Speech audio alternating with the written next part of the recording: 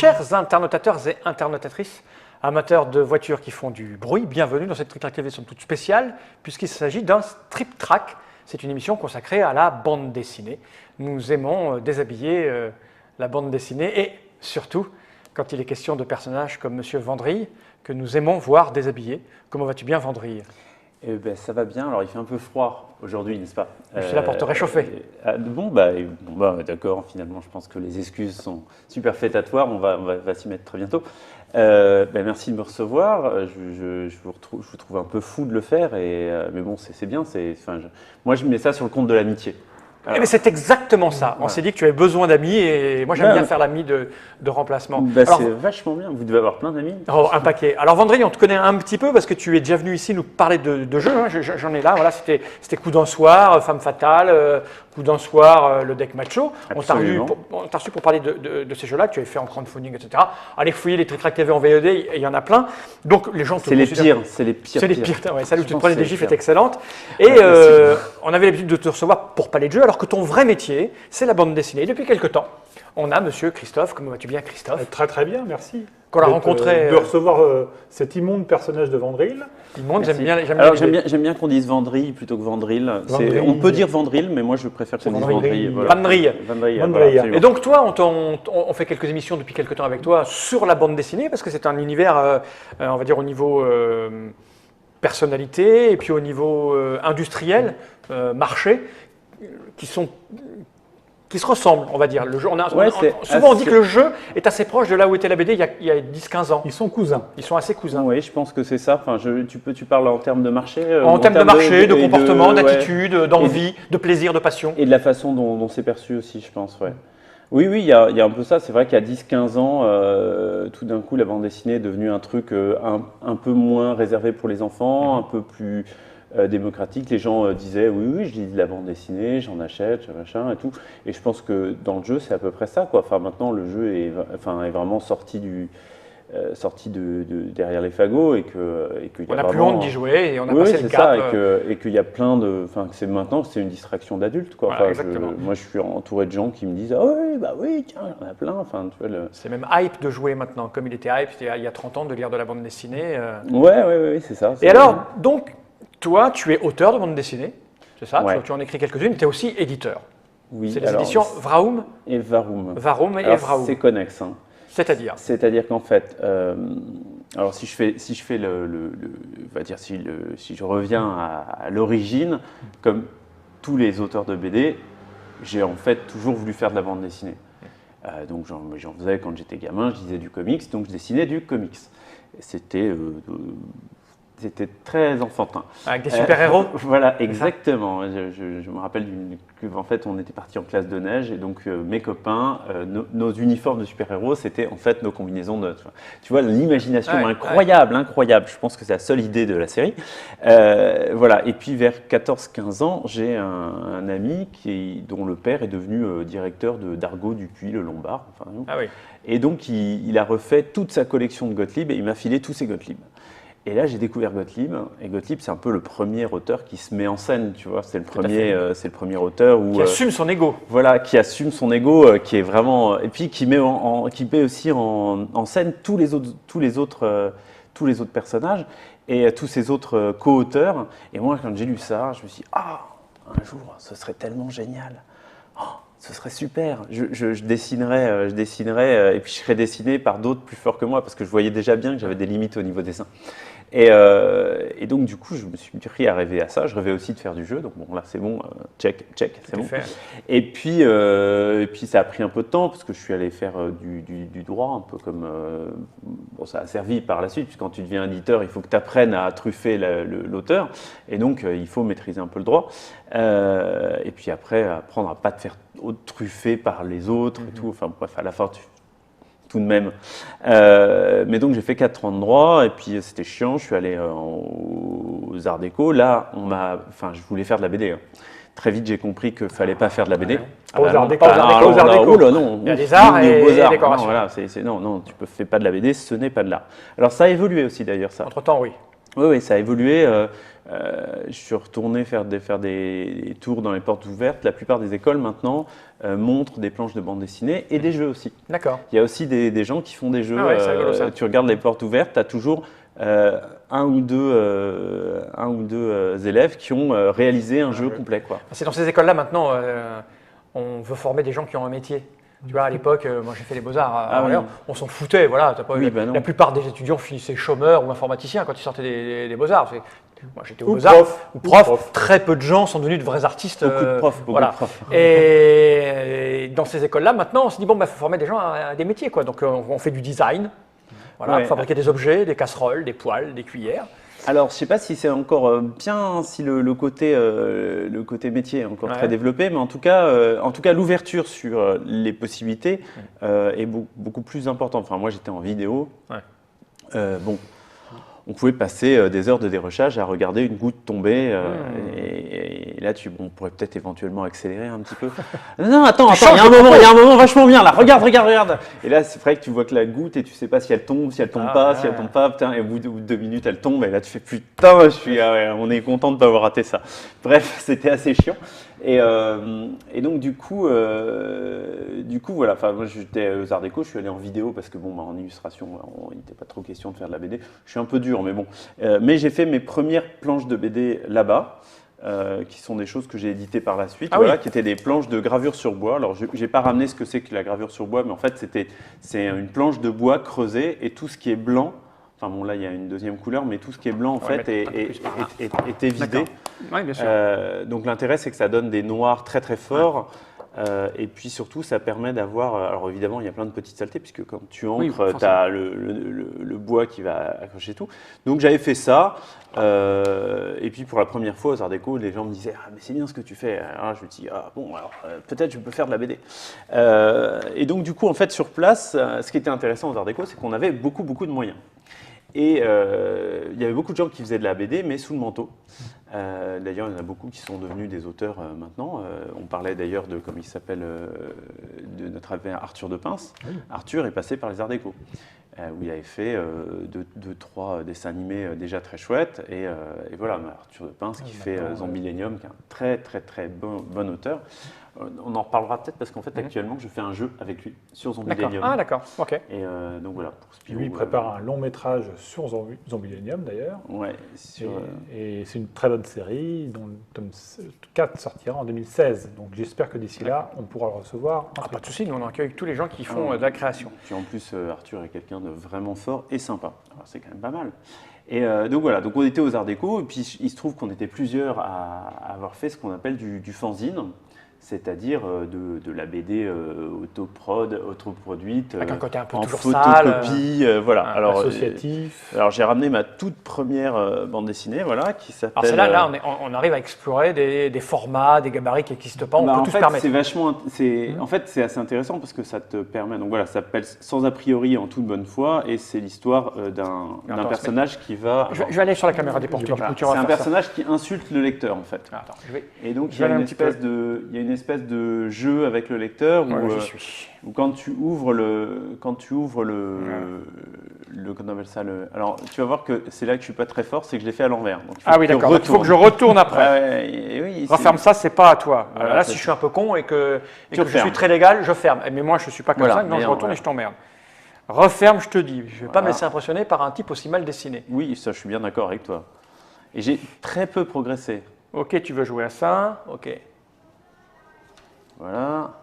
Donc oui, c'est une vraie bande en fait, dessinée. C'est une bande qui te raconte effectivement une histoire. D'accord.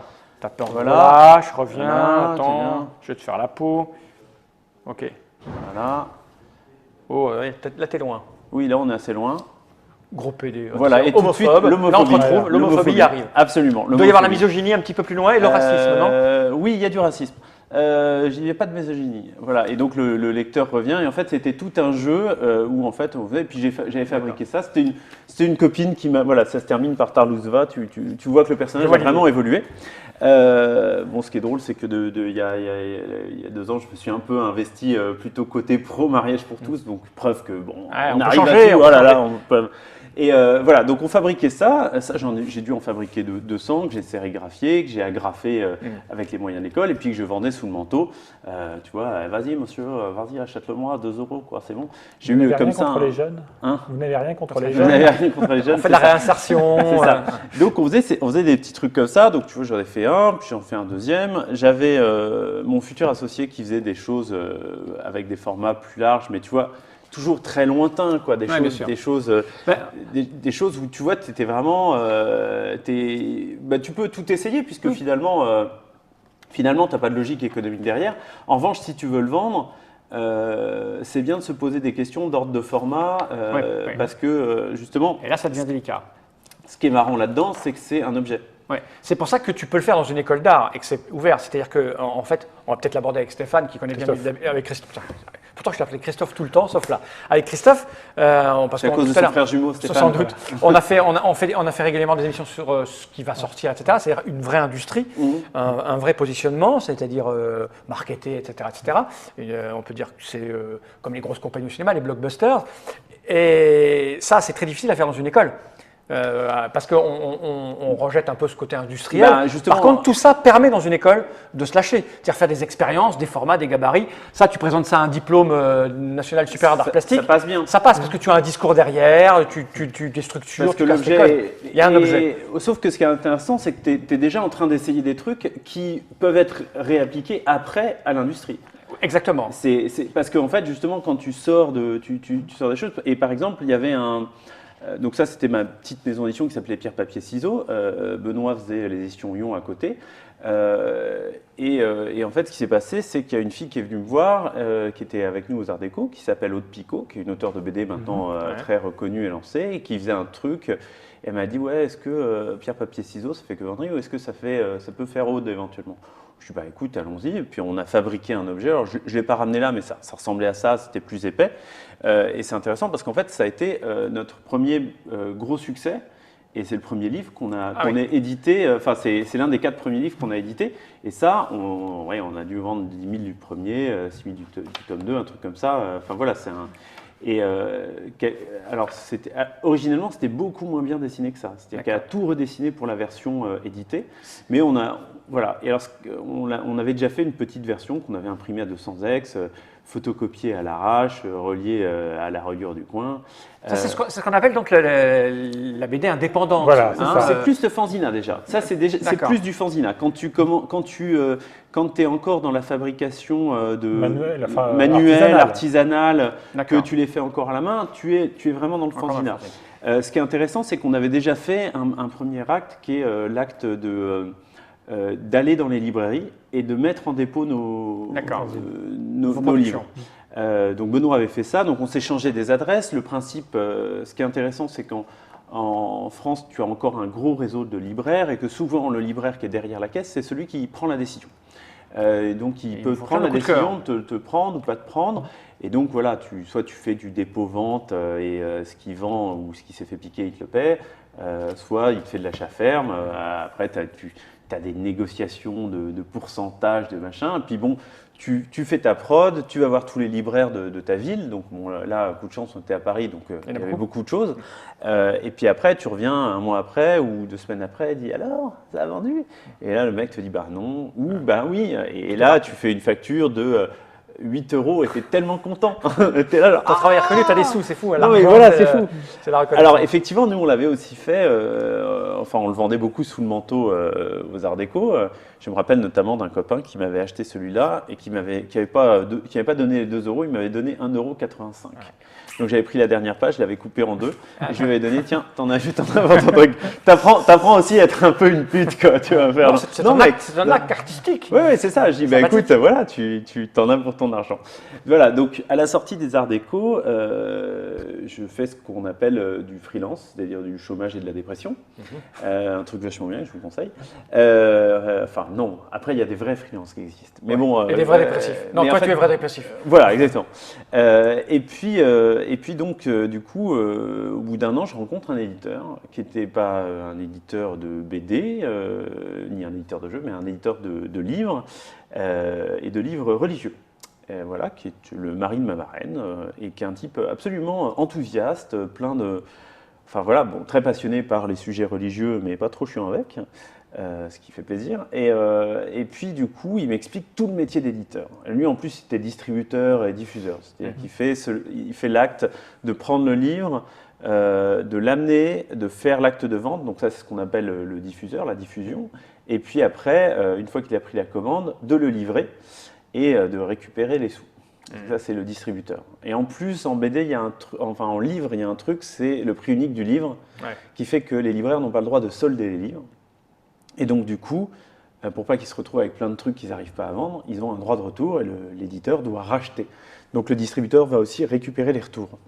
C'est assez important, l'air de rien, parce que ça change tout le regard de l'industrie. Ouais, de l'économie, parce que... En jeu, par exemple, quand tu édites un jeu, les jeux, une fois qu'ils sont vendus, ils sont vendus. Bien sûr. Tu vois, il ne faut pas les retourner, il faut que le magasin fasse l'effort de les vendre. Voilà, exactement.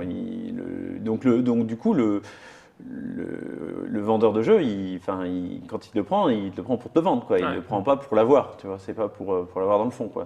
Non, il te prend pour le vendre. Donc, il faut que tu sois convaincant. Et en même temps, tu connais tes ventes dans l'édition. Tu sais. Tu en as placé 10 000 et tu en as peut-être 9 900 qui vont revenir. Voilà, tu sais pas. Enfin, tu sais au bout de parfois 3 semaines. Maintenant, au bout de 2 semaines, tu sais quoi. Au bout de 2 semaines, tu fais genre oh. Ça revient vite. C'est un turnover assez voilà, c'est assez difficile. Mais bon, à ce moment-là, on n'en est pas encore là. On en est à déposer nos livres et tout. Donc, je vois cet homme-là qui m'explique tout le métier. Donc, il m'explique ça, quoi. Il m'explique, il dit attention, puis il faut travailler avec des imprimeurs. Alors, les imprimeurs, tu comprends en dessous d'un certain. Parce que jusqu'ici, on travaille en photocopie. Donc, en photocopie, en fait, t'en tires 1, t'en tires 10, t'en tires 100, ça te coûte pareil. En revanche, quand tu commences à faire avec un imprimeur qui travaille en offset, c'est-à-dire qui va graver des planches, au départ, ça te coûte très cher parce que tu vas graver des plaques, il y a des gens qui vont bosser dessus. Donc, que tu en fasses 100, que tu en fasses 400, machin, ça va être pareil.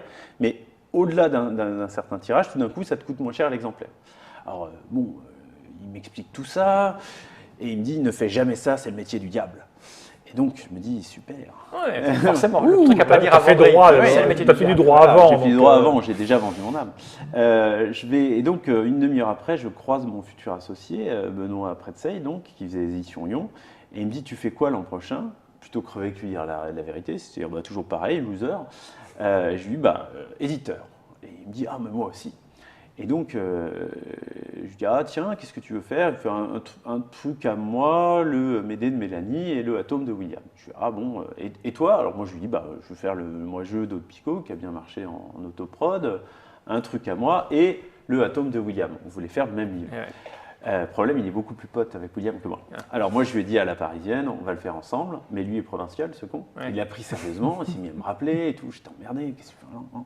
Et donc finalement, on l'a fait, vraiment sur un malentendu, parce que moi, j'en croyais pas un mot. Et on a commencé à se réunir, à trouver un nom. Donc on a trouvé Warum, qui lui plaisait, parce qu'on est tous les deux germanophiles, donc ça veut dire pourquoi en allemand, pour ceux qui n'ont pas fait d'allemand, malheureux.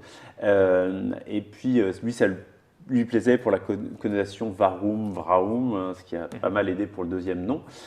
Et moi, ça me plaisait parce qu'il y avait un W comme dans Vendry, donc vous avez Warum, l'édition de Vendry. Donc là, j'avais bien niqué là-dessus. Il s'en est pas aperçu tout de suite, mais mes potes ont tout de suite compris. Et donc voilà, et puis on a commencé à partir, et puis on avait donc 4 projets. Le moi-jeu, un truc à lui absolument invendable qui était Dada Book, voilà, qui est un livre dadaïste. Je suis un grand amateur de l'œuvre Dada. Voilà, et ben Et ça, donc, ça s'est jamais vendu. Ah ben si, on a fini par les vendre. Forcément, parce qu'il y a eu des expos, tout ça. Tu parles de c'est quelle année tout ça? Tu es très ça, jeune, toi, t'as quoi? C'était il y a 10 ans. Voilà, c'est pas très vieux. Non, c'était il y a 10 ans. Voilà, vous avez commencé à le vendre quand les dadas sont venus à la mode à oui, Paris. On était un peu en avant. On était un peu en avant. Voilà, mais tu vois le truc, c'est quand même assez barré, quoi. C'est ça, c'est ce que j'expliquais tout à l'heure, la différence entre ce qu'on peut considérer comme de la BD, pareil. Tu disais c'est mal dessiné, mais fut un temps où c'est devenu acceptable, les gens qui dessinaient mal. C'est ça qui est vachement intéressant. D'ailleurs, j'étais surpris parfois quand tu voyais des gens mal dessinés dans des bandes dessinées, et tu t'apercevais de leur travail à côté, parce qu'ils étaient tous un peu artistes quand même, ils savaient dessiner à la perfection, les mecs. C'est juste que, et chez vous, vous pouvez essayer, mal dessiner, c'est très dur. Mais alors, Parce que mal bien dessiné, c'est très difficile. C'est mal bien dessiné. Ah, qui est c'est tout très en fait, difficile. oui. Alors, on va pouvoir avoir ce débat si vous voulez, mais ce qu'on appelle mal dessiné, c'est en fait en général un dessin très personnel, quoi. Je vais vous montrer le travail de Loïc Sécheresse, on y arrivera à la fin, qui est pour moi un génie total du dessin, mais un génie. Ouais, j'imagine. Tu montres ça à n'importe qui est, on va dire, pas du milieu, pour lequel la BD c'est Tintin Astérix, quoi. Enfin, c'est le franco-belge, machin, il va dire c'est horriblement dessiné, alors que le mec est un génie. On peut mettre les deux, hein. Moi j'aime bien Tintin. Ah oui, mais moi aussi, hein, oui. si tu veux. C'est juste que tu vas avoir d'un côté un dessin, on va dire, normé, Ouais, bien et sûr. de l'autre côté un dessin personnel. Exactement. Le truc, c'est que ce que tu dis est vrai, c'est que le dessin personnel est devenu de plus en plus Acceptable, voire très et recherché. donc normé. Exactement, C'est-à-dire qu'il y a oui, des tout à gens fait. qui se mettent à dessiner comme ça Extrême parce mal. que c'est trucs pas mal, mais Pas mal, oui, disons mais je veux sur dire, avec sur des traits, ce- pas forcément des proportions bien faites, pas des positions tout à fait naturelles. C'est Voilà, un style. Ouais. la saleté, tu montrais tout à l'heure ça sur ligne de front, c'est ça Tu dis non, c'est pas celui que tu Non, disais c'est dans pas ton premier sur, truc. Il y a des petites traces du bois, oui, mais ça c'est très plaisant. la maintenant, gravure tu vois, sur bois, ouais. Voilà, il y a du vivant. Voilà, tous ces Oui, petits mais- traits-là, c'est vivant. Ah bah, Voilà, c'est et vivant, que et- j'ai rajouté en plus exprès, Après, tu t'imagines. évidemment. Voilà, Et, c'est- non, et donc voilà, donc je croise Benoît, on part là-dessus, on a 4 projets. On a 4 projets, donc là jusqu'ici, tu vois, tu y arrives. Et c'est là que tu rentres dans le vrai travail d'éditeur, c'est le travail de production. C'est-à-dire que tu as 4 projets, tu connais la pagination, ça va à peu près. Bon, tu découvres des trucs comme quoi que, par exemple, quand tu imprimes un livre, il faut faire des cahiers de 16 ou pire des cahiers de 8. Bon, voilà. Comme T'es dans le jeu. Pas obligé. Le nombre de cartes que tu mets Voilà, à l'intérieur, il y a t'es des là, gabarits. tu as tout d'un truc, tu fais genre, ah bon, bah, d'accord, il faut faire ça. Et puis tu choisis ton papier, parce que le papier, même chose, on s'en rend pas compte, mais ça a une vraie importance. Surtout impact. quand tu fais un livre-objet, tu vois, un livre un peu... La qualité Ouais, d'importance. t'es vraiment Et puis, qu'est-ce que tu fais? Alors, par exemple, l'une de nos découvertes du tout début, on a eu beaucoup de chance, c'est de penser à faire des rabats. Parce que les rabats, par exemple, ça renforce les coins, tes livres ne s'abîment pas, et surtout quand le lecteur ouvre les livres, il a l'impression d'avoir 2 fois plus gros en main, Ouais. parce que c'est doublé. C'est totalement, c'est tout à fait artificiel, mais tout à fait vrai. Le T'as tout du costaud. premier, Exactement. voilà, le tout premier Seul comme les pierres qu'on a fait, donc ça c'est Seul comme les pierres. J'ai pas pris le 1, mais c'était beaucoup moins, c'était en noir et blanc. Oui, c'est vrai, t'es un quadri. Ah oui, là c'est 6 ans après, donc si tu veux, il y a une C'est un petite. dessin de folie. Hein. Ah bah écoute, j'ai du talent, c'est ça, c'est un truc. Mais le premier, c'était vraiment encore pire, et c'était vraiment très. Du reste, tout cet album parle vraiment de ça, de comment on a fondé Varoum, et en fait, on n'avait pas assez, et donc du coup, on a juste imprimé cette page-là. Et donc du coup, le livre était épais, Mais il n'y avait qu'une page. mais il n'y avait qu'une page imprimée. Mais le lecteur s'en aperçoit pas parce que Ouais. finalement il prend le truc. Il y a du matériel parce que bon, il y avait 3 lignes de strip à chaque fois. Mais du coup, à la fin, quand tu présentes le livre, il ressemble à ça. Enfin, tu vois, il a Ouais. une tenue. Ouais. On prend un papier bouffant, du coup, il est plus épais. Voilà. Donc ça, c'est des questions auxquelles, tant que tu es dans le fanzine, tu te rends pas compte, tu tu te t'en rends pas fous, compte. ouais. Et après arrive la question, mais l'ultime question, c'est combien tu tires. Et combien tu tires, c'est chaud parce qu'en fait, quand tu es imprimeur, enfin quand tu es éditeur, tu te dis, ouais, 2000 bouquins ou 1000 bouquins, un Ça truc partir vite, super, c'est- ces trucs. Sauf qu'en fait, tant qu'ils ne sont pas partis, tu les as chez toi. Et tant que tu les as chez toi, alors moi, pendant un moment, en plus, les stocks étaient vraiment chez moi, 5e étage sans ascenseur. Ouais. Donc quand tu as 2000 bouquins, t'es pas content. Et puis tu vis, tu as un canapé en carton, Les pieds de table, c'est des bouquins. tu as des bouquins partout. Et ça sent le carton, et ce machin. Bon, c'est pas une odeur désagréable, mais au bout d'un moment, t'en peux plus, quoi. Et tout d'un coup, le livre que tu as appris à aimer, parce que parfois c'est ton livre, Faut que tu t'en tu débarrasses. le détestes parce que t'en peux plus. Il est là, il est plein et tout. Donc voilà, donc il y avait vraiment la question combien est-ce qu'on en tire, et c'était très flippant. Et à l'époque, j'avais eu cette espèce d'idée géniale, c'était d'utiliser, c'était avant le crowdfunding, le crowdfunding, c'était de prendre mon agenda et de voir combien j'en vendais en vente directe. Genre, toi je t'en vends 1, toi je t'en vends 2, Fall je vends 0, sans enculé. Et donc voilà.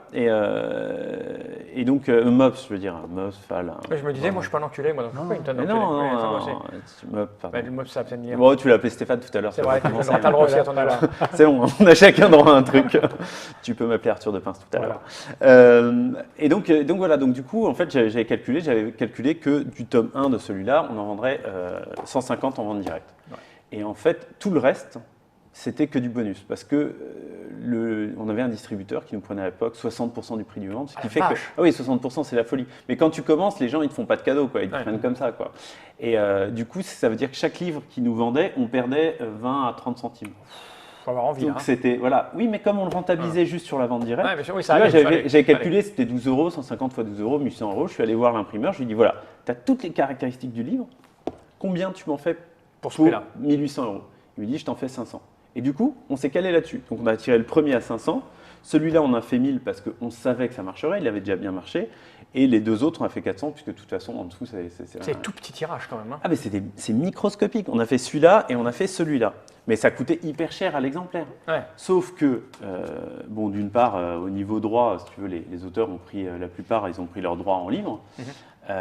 Ça, c'est vraiment, c'est très génial. C'est tout un article c'est tout un livre sur les atomes. Alors, c'est introuvable maintenant. Hein, et puis c'est avant Breaking Bad.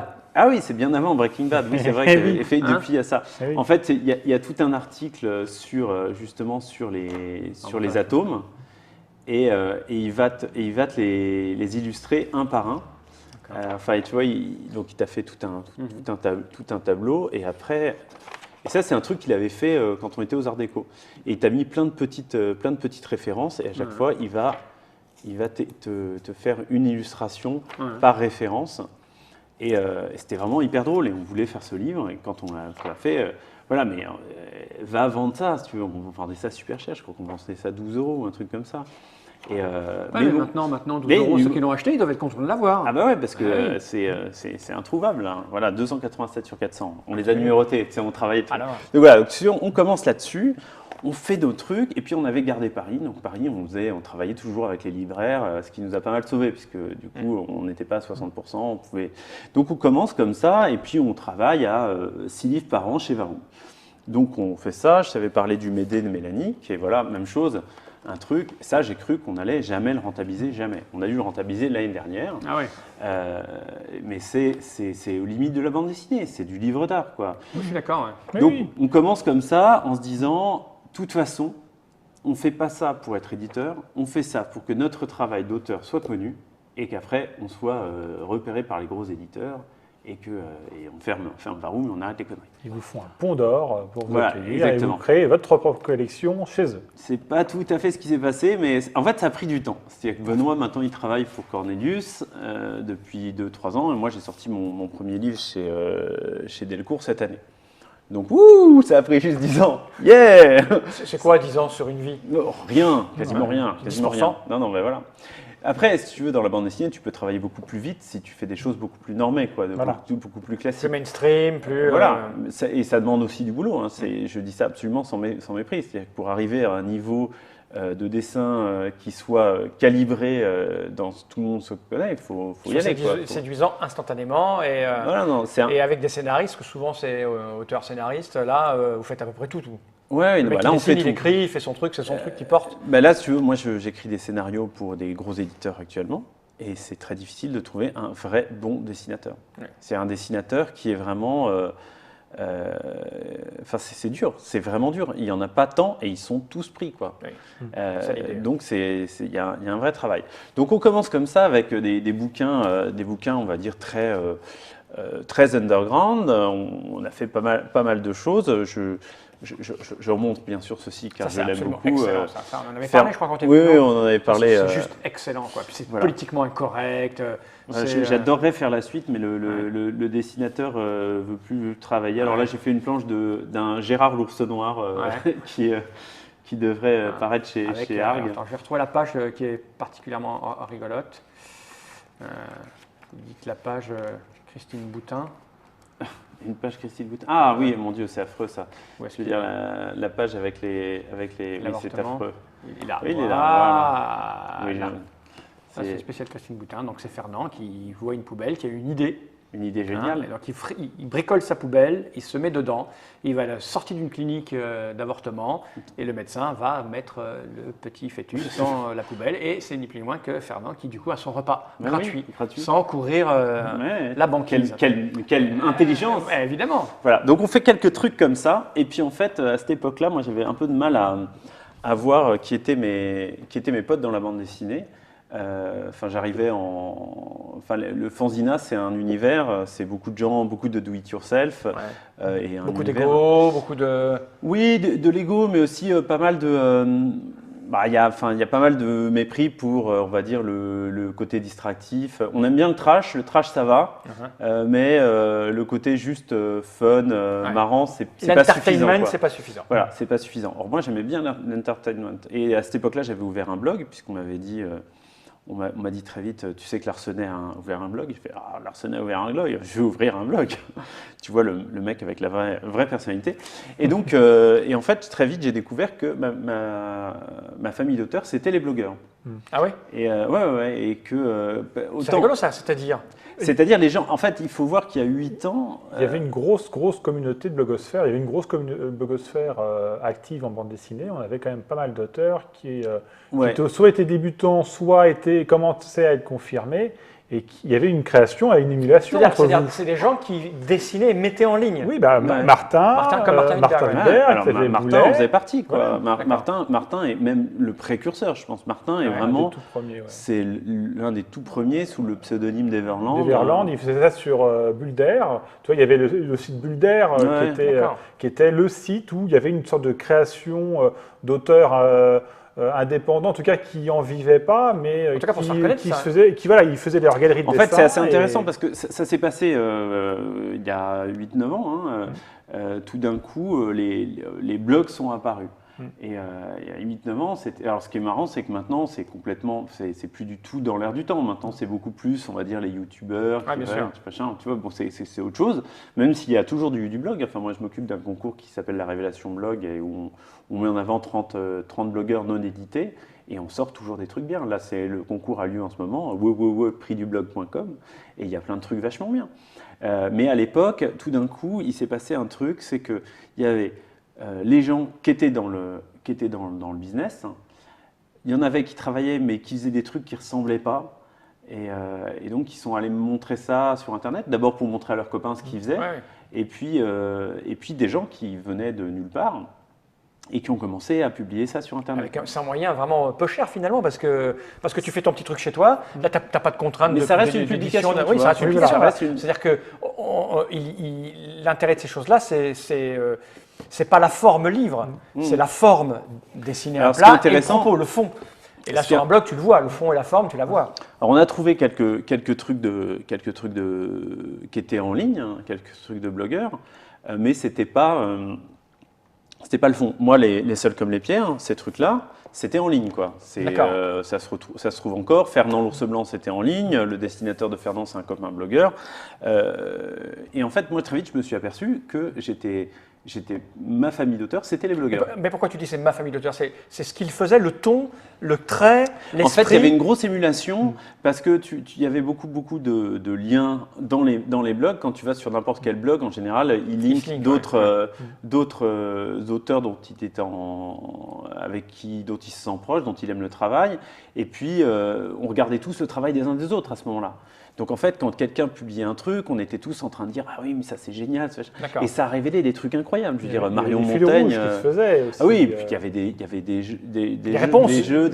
Vous répondiez les uns les autres. Aude Picot a fait avec Boulet, avec Domitil Collardet, avec Erwan Surcouf, ils ont fait un blog collectif qui s'appelait Chicou Chicou. Chacun avait des personnages fictifs qui faisaient jouer. C'était absolument génial. Enfin, il y avait des guéguerres entre blogueurs, il y avait des personnages, des personnalités qui sont émergées. Il y a Laurel que j'ai édité, j'ai oublié de prendre le livre, mais c'est un bon livre, qui fait actuellement un truc que je te conseille de lire si tu n'as pas lu, qui s'appelle Daily Struggle. Et où elle raconte comment elle est partie s'installer avec son copain. Ils font du jeu ordinateur, enfin du jeu vidéo, enfin tu vois du virtuel sur tablette. Et ils sont partis à la Silicon Valley pour faire ça. Et en fait, ça tourne assez mal. Et là, elle raconte ça en BD. Et c'est hyper bien. C'est hyper bien. Enfin, elle a un style graphique qui marche très très bien. C'est aussi une personnalité qui déclenchait des guerres. Puis est arrivé Pénélope aussi, Pénélope Bagieux, qui a eu une espèce d'immense succès, qui est devenu le premier site vu en France, premier site français vu au monde. Ah oui. J'ai même pas suivi, moi, c'est terrible, Donc, ça. tu vois le truc. Je pense que tu n'es pas exactement le public. Ouais, d'accord. Voilà. Et donc, tout d'un coup, moi, je m'aperçois, puis il y a un mec qui s'appelle Yannick Lejeune qui a monté un festival qui s'appelle le Festiblog. Au départ, il y avait 50 auteurs, c'était des dédicaces gratuites, c'était des rencontres IRL, tu vois, in real life. Et les gens se faisaient des dessins et tout. Et moi, je n'avais pas été du premier, j'étais vraiment dégoûté. Et du coup, pour le deuxième, il avait invité Monsieur le Chien, dont je vais te montrer qui travaillait là. Ça, là Voilà, exactement. Que j'ai édité par la suite et qui s'est avéré être un de mes très, très, très, très, très bons amis. Et qui, lui, pour le coup, a un dessin beaucoup plus. Il aime Gottlieb, lui, non? Ah, bah oui, c'est un sûr héritier que direct de Gottlieb. D'ailleurs, maintenant, il publie aussi dans Flux Glacial. Oui, il a été pistonné par Gottlieb lui-même dans le film. Ouais, c'est quand même pas mal. Mais sauf qu'il a fallu 3-4 ans et un changement de rédac chef pour qu'il soit pris réellement à Fleet, quoi. Et là, il y a un marque-page. Et là, il y a un marque-page, oui, parce que c'est important que les gens voient ça. Alors, c'est mon marque-page perso que j'ai mis tout à l'heure. Voilà, Alors, j'expliquais à Christophe, c'est du papier toilette que je lis les BD aux toilettes. Donc, c'est le marque-page. C'est bien, tu sais, je l'ai toujours dit, la BD, c'est le noble art qui consiste à faire pitié aux impôts et rire aux toilettes. C'est ça. Donc, c'est une page consacrée aux rôlistes. Voilà, même une quadruple page. Voilà, donc, la galaxie rôliste avec des petites plaisanteries voilà, sur les donc joueurs de jeux de rôle. tu vois les joueurs de GN, le grand-père Wargamer, voilà, le mec qui débarque avec, voilà, le GNiste qui débarque avec sa copine Métabone et il dit bon, il faut bien que tu montes tes seins pour que tous les autres voient bien. Il aime pas trop les GNistes, soit dit en passant. Il tape sur un peu tout le monde. Oui, y compris sur lui-même. Y compris sur lui-même, parce que lui-même en est. Ouais. Lui-même en est. Donc voilà, et donc ils avaient invité Monsieur le Chien, et je me suis incrusté comme un salopard en écrivant un mail, copie Monsieur le Chien, disant il faut que tu m'invites, car si tu ne m'invites pas, ton truc va être foireux. Et surtout, je suis le parrain de la fille de Monsieur le Chien. Ça n'avait vraiment rien à voir. Le mec est depuis devenu un très très bon ami. Il m'a dit écoute, il me reste une place pour un auteur parisien. Si tu veux, tu en es. Et je suis allé. J'ai su me rendre indispensable grâce à quelques enveloppes bien placées. Tu as fait de l'affiche quelques années plus tard. Oui, j'étais invité comme parrain du Festiblog quelques années plus tard avec Marion Montagne, ce qui était vraiment une espèce de grande surprise et j'étais vraiment genre mais vous vous trompez. Enfin, heureusement il y a Marion Montagne pour le talent. Moi j'étais on va dire la figure de proue grande gueule. Ça je sais bien faire. Et alors que Marion est plus discrète. Et donc voilà. Et donc là j'ai découvert plein de gens et je me suis dit mais c'est eux les gens dont je suis proche. Et en fait comme dans Varoom c'est moi qui ai ramené on va dire les projets commerciaux. Donc le Moi Jeu qui avait vraiment très bien marché, qui nous a quand même permis pendant 4 ans de faire plein de livres qui n'ont pas marché du tout, quoi. C'est-à-dire qu'on éditait des livres qui vendaient entre 200 et 600, 700, si tu veux. Ah ouais, on est proche des tirages de jeux de rôle, là. Voilà. Non. C'est pas grand-chose. C'est vraiment pas grand-chose, quoi. Et dans ces cas-là, l'économie, elle est super ric-rac. Tu manges des cailloux, quoi. Ah ben, on vivait complètement d'autres choses. Hein. On avait des métiers parallèles. Moi, j'étais graphiste. Lui était magasinier à la BNF. Enfin, tu vois, c'est une belle histoire. Moi, j'étais graphiste. Lui était. C'est 13 histoires d'amour. Ouais, c'est ça. Bon, sauf qu'on n'est plus ensemble maintenant. Hein. Mais on est toujours très amis. Vous êtes très amis. Oui, très. En fait, il me donne vachement de coups de main. Et donc, on a monté une deuxième maison d'édition au bout de 4 ans, surtout qu'on avait aussi monté une association parce qu'on se disait que ce serait plus facile pour choper des subventions et que ce serait moins compliqué qu'une société. Et en fait, on a découvert que non, une association, c'est tout aussi chiant qu'une société, à part que ça t'appartient pas. Donc, tu te casses le cul pour rien, tu vas payer et en plus, ça t'appartient pas. Donc, on a monté une autre société, une autre maison d'édition qui aurait un autre nom et dont je serais le seul maître à bord, enfin en termes de direction éditoriale, qui s'est donc appelé Vraoum. Et Vraoum, le premier livre qu'on a sorti, c'est ça. Enfin, c'est le premier livre de Monsieur le Chien, mais c'est pas celui-ci. Et La Moucherie de Bastien Vivès. Enfin, Bastien Vivès, jeune auteur à l'époque. À l'époque. Maintenant qu'il fait Télérama, etc. Il fait Télérama, mais je lis pas Télérama, moi. Non, mais surtout, il faut que tu lises de Bastien. Il faut que tu lises comment ça s'appelle Last Man chez Casterman, qui est Bastien est un gros fan de Street Fighter et moi j'ai une passion pour les BD Street Fighter Et non, mais il faut que tu je ne connaissais pas, mais là, j'apprécie vraiment beaucoup dès le départ. Le monsieur lui dit « Attention, je vais te frapper, ça risque de te faire mal. » Il a une batte de baseball. « Prépare-toi, dit-il à la jeune blonde inconsciente. Ouais. Et pam, il lui en met un gros coup derrière la gueule, elle tombe par terre, elle se ramasse, et il dit « Mais pourquoi tu as fait ça » Et lui part. Voilà. Et c'est juste ça. Mais c'est tellement c'est l'amour. C'est excellent. En fait, c'est juste excellent. Ça te parle des histoires d'amour qui finissent mal, et c'est hyper bien. Et le mec est vraiment, graphiquement, c'est vraiment une star. Ouais. Et donc là, c'est que de la couleur directe. Et c'est un truc qu'il avait fait sur Internet, même chose, personne ne voulait le faire. Moi, j'ai dit, bah d'accord. Et donc, on a sorti ce premier livre, un livre de Monsieur le Chien, et puis après le Laurel, et puis de fil en aiguille, d'autres choses. Et donc, on a édité, je te parlais de terreur graphique. Alors, tu vois, ce qui est intéressant, voilà, donc on a fait la musique actuelle pour les sourds et les malentendants. Voilà, sachant que moi, je ne m'intéresse pas du tout à la musique, donc je fais un peu partie de cette tangente. Ça s'appelait la musique actuelle pour les nuls, mais pour des raisons de droit, on ne pouvait pas trop.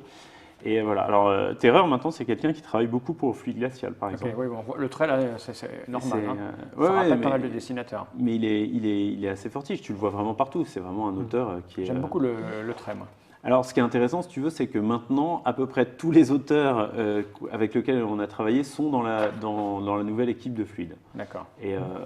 Mais c'est justice finalement, parce que quand tu fais de l'édition indépendante, tu ouvres un peu la voie. Voilà, tu fais un marchepied et puis en général les gros éditeurs voient que mais en fait ça peut fonctionner. Enfin, tu vois, c'est toi qui fais le travail d'habitude et une fois que le gros éditeur s'est habitué à voir les livres de telle ou telle personne et surtout quelquefois des succès, quand même il faut le faire. Et de découverte aussi, parce que du coup tu fais découvrir, tu permets à un auteur aussi de vraiment s'exprimer parce que tu passes du projet à une réalisation. Après, une fois que tu as démontré que l'auteur était capable de produire quelque chose, d'aller jusqu'au bout d'un bouquin. On reste en France, un pays où tu travailles que dès lors que tu as déjà travaillé. Voilà. Enfin, cela dit, c'est un peu pareil partout, j'imagine. Normal, mais oui, c'est un peu logique. Mais voilà, c'est-à-dire qu'en période de plein emploi, tu peux travailler dans un truc que tu n'as jamais travaillé. Mais là, on n'est pas en plein emploi. Voilà, donc on a continué à faire des livres un peu barrés, comme Jamais en dessous de 130, qui est un livre assez fou. Alors ça, c'est aussi une technique de gravure, c'est du monotype, c'est-à-dire en fait le mec il peint sur une plaque et après il dessine un peu avec son doigt et puis après il l'imprime une fois. D'accord. Voilà, et ça parle de la moto, encore un domaine auquel je comprends rien. Il mélange des photos et tout. C'est un type des arts déco encore. Ouais. Je suis allé piocher encore pas mal chez l'ancien. Et voilà, ça raconte l'histoire d'un mec qui a peur qui vient d'une famille de motards, qui adore la moto, mais qui a peur parce que c'est dangereux quoi. Ouais, évidemment. Depuis, il a pris une moto. Mais voilà, et donc ça c'est très très beau. Ça, on a été aidé par le CNL. Voilà, j'ai un copain qui a été éditeur chez Casterman, qui lui a dit écoute c'est génial, mais moi je ne peux pas le faire quoi. Et donc voilà, donc nous on pouvait le faire.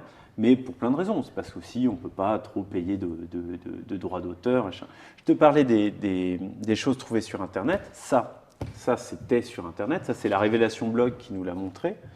Il n'a pas gagné la Révélation Blog, mais voilà. Et ça, c'est incroyable. Le mec qui fait ça s'appelait Reinecke en ligne, mais en fait, s'appelle Benjamin Renner. Et c'est celui qui a fait le film d'animation qui s'appelle Ernest et Célestine. Ah d'accord, ok. Et ça raconte je crois que c'est 300 ou 400 pages. Il y a la page là. Oui, ça raconte comment un canard, un lapin et un cochon, un peu couillon, se retrouvent avec un bébé, ils doivent l'apporter à ses parents.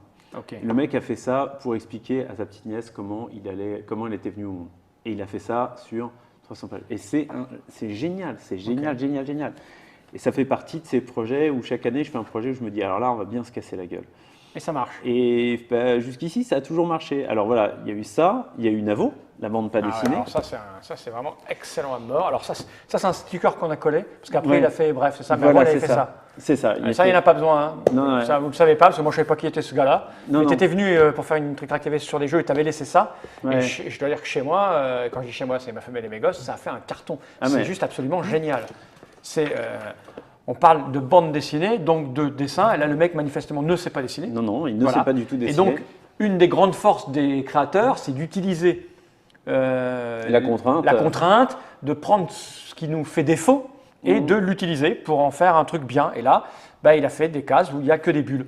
Alors, il n'y a pas de dessin. Navo, il était en révélation blog. Il y a la deuxième révélation blog. Donc, c'est un truc qu'on a monté. On est à la 7e aujourd'hui, donc c'est il y a 7 ans. Et il y a 7 ans, j'avais vu son travail et 1 an ou 2 après, j'ai croisé une amie commune qui m'a dit « Mais tu sais, je suis machin de Navo et tout. » Je dit « Ah oui, Navo, c'était bien son truc. » Et donc, je lui ai écrit et je lui ai dit « Écoute, je pense qu'on va se planter, mais faisons-le. » Et en fait, on s'est engueulé à peu près tout de suite. Ah oui. Non, à peu près. Mais à peu près. Il doit avoir bon caractère, lui aussi. Alors. Ouais. C'est pour ça qu'on s'entend bien maintenant. On est de bons copains. Mais je pense qu'on s'est engueulé à peu près. Le premier échange mail est parti vraiment loin. Mais bon, moi, je suis un peu aux innocents les mains pleines. Donc, je lui ai donné vraiment tous les trucs de la bande dessinée en disant, écoute, il faut que tu comprennes comment ça se passe. Parce que lui, il venait du spectacle, du one-man show, où il galérait pas mal.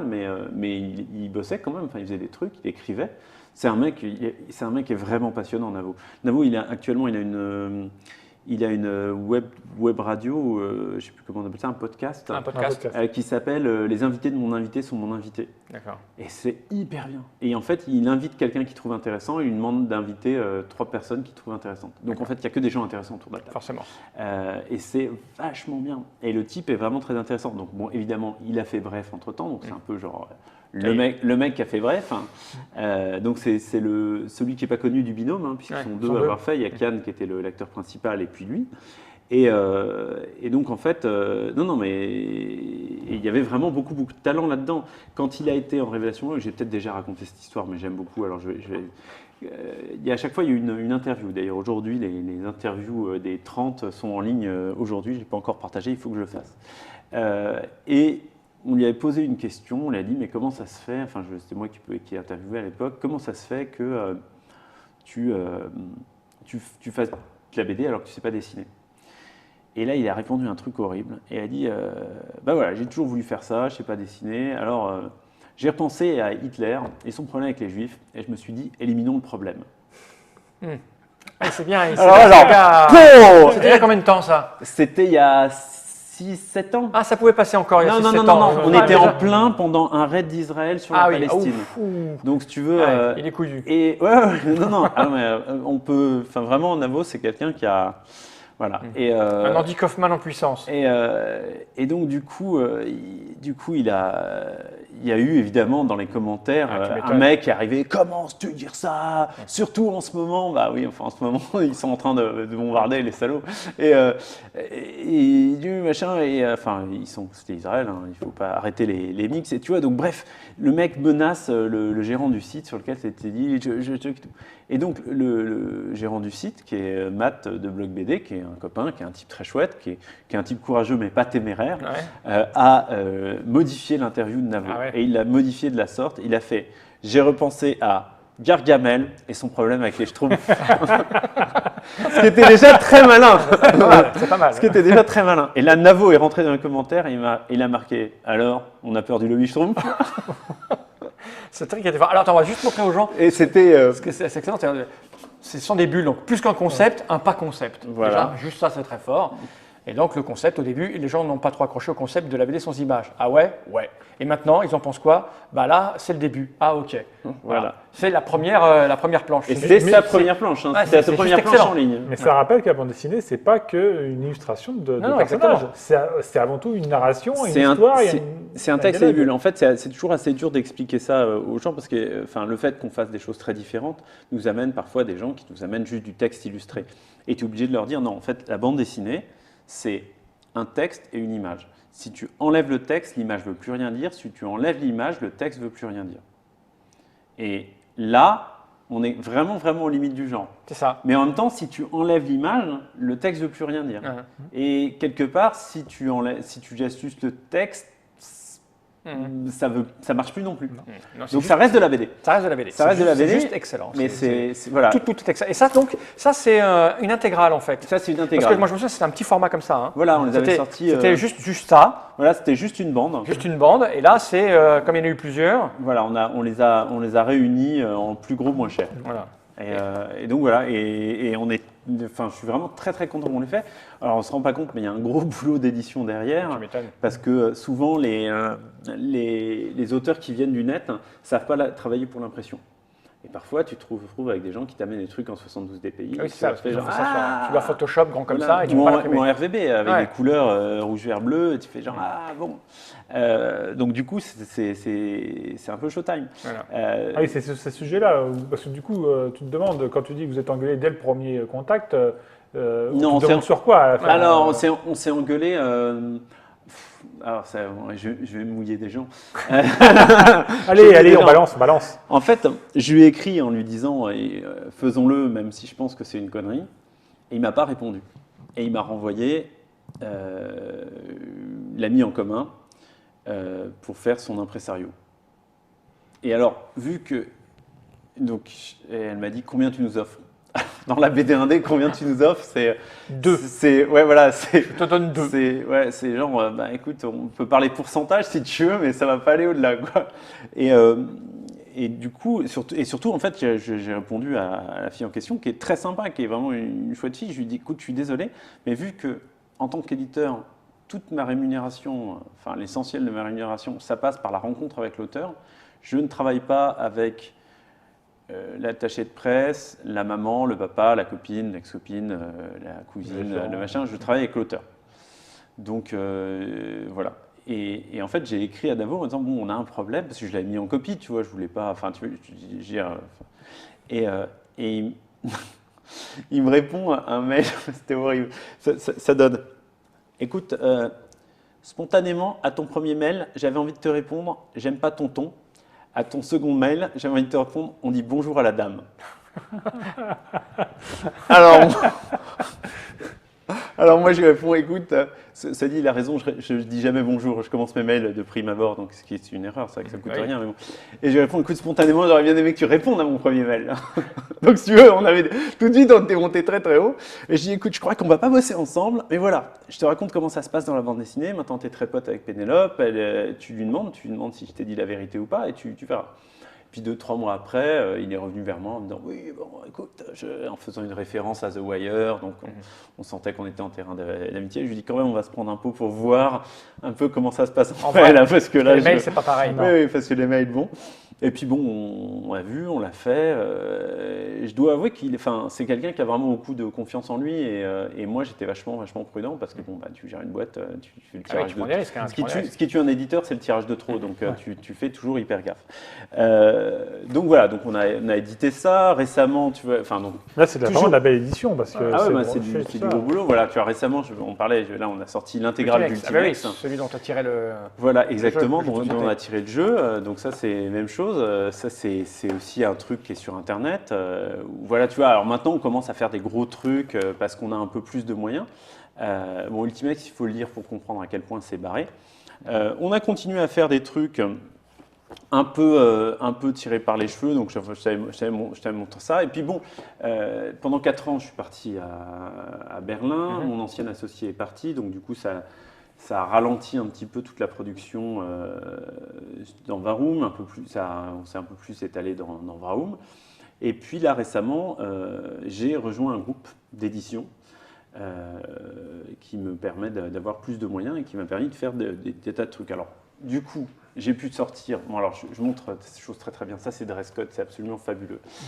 Dresscode, c'est Pochep, c'est un garçon qu'on va retrouver maintenant dans Fluide. Alors, lui aussi, il aime bien Gottlieb, lui. Ah bah oui, on voit que tu as des références, c'est complètement Gottlieb. Je suis vieux, moi. Complètement Gottlieb. Donc là, Lady Oscar, qui est donc le personnage de Lady Oscar, mais réinterprété, au lieu que ce soit une femme qui se fait passer pour un homme, c'est un homme qui se fait passer pour une femme. Et ça ne se voit pas du tout. Et personne ne le voit, c'est ce qui est vraiment génial. Parce que c'est bien fait, je veux dire.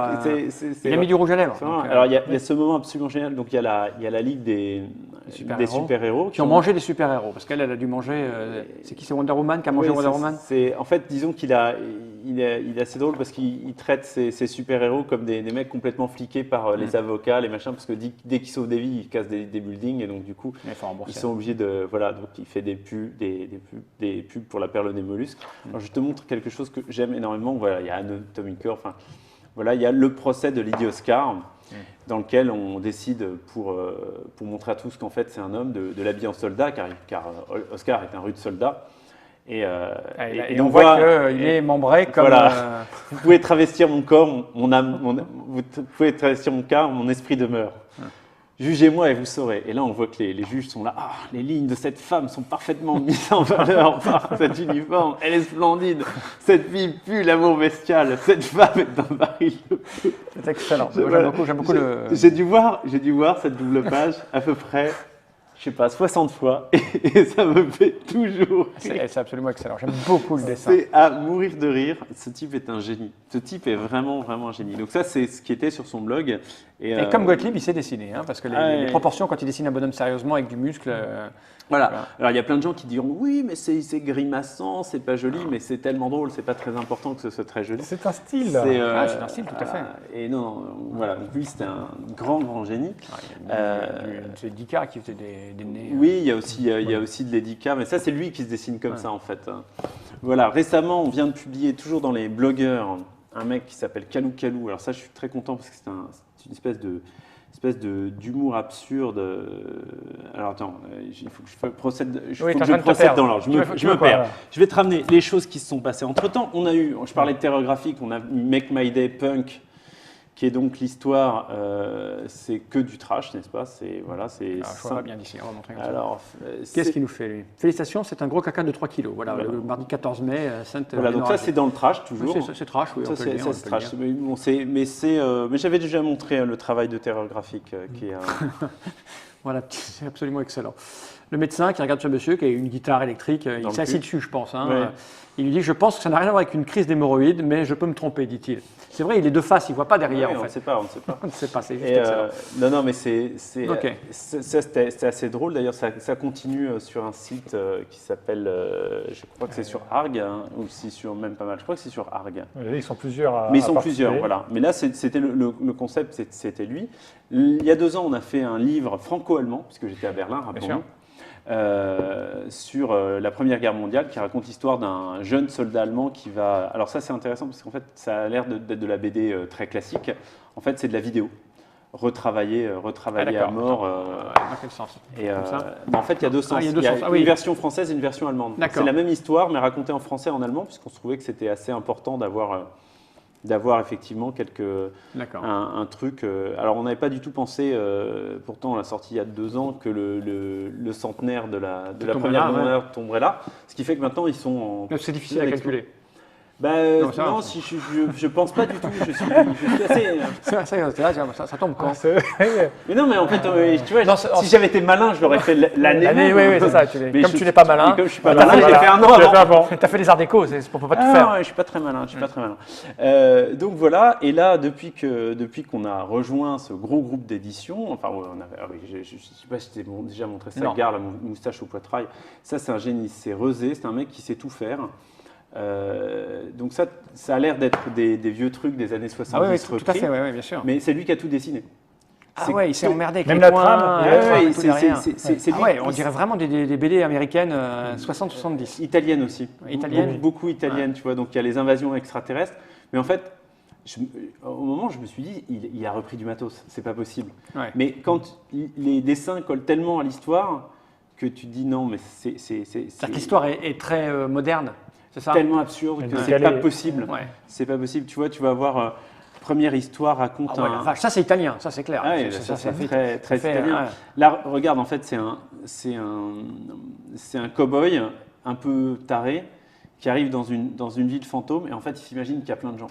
D'accord. Et donc, il joue et te raconte toute une histoire alors qu'il est tout seul et qu'à la fin, le shérif lui offre la main de sa fille et il part et fait non, shérif, non. Et tu vois le dessin, il a dessiné pour ça. Ça, c'est complètement absurde. C'est un mec qui sait tout faire.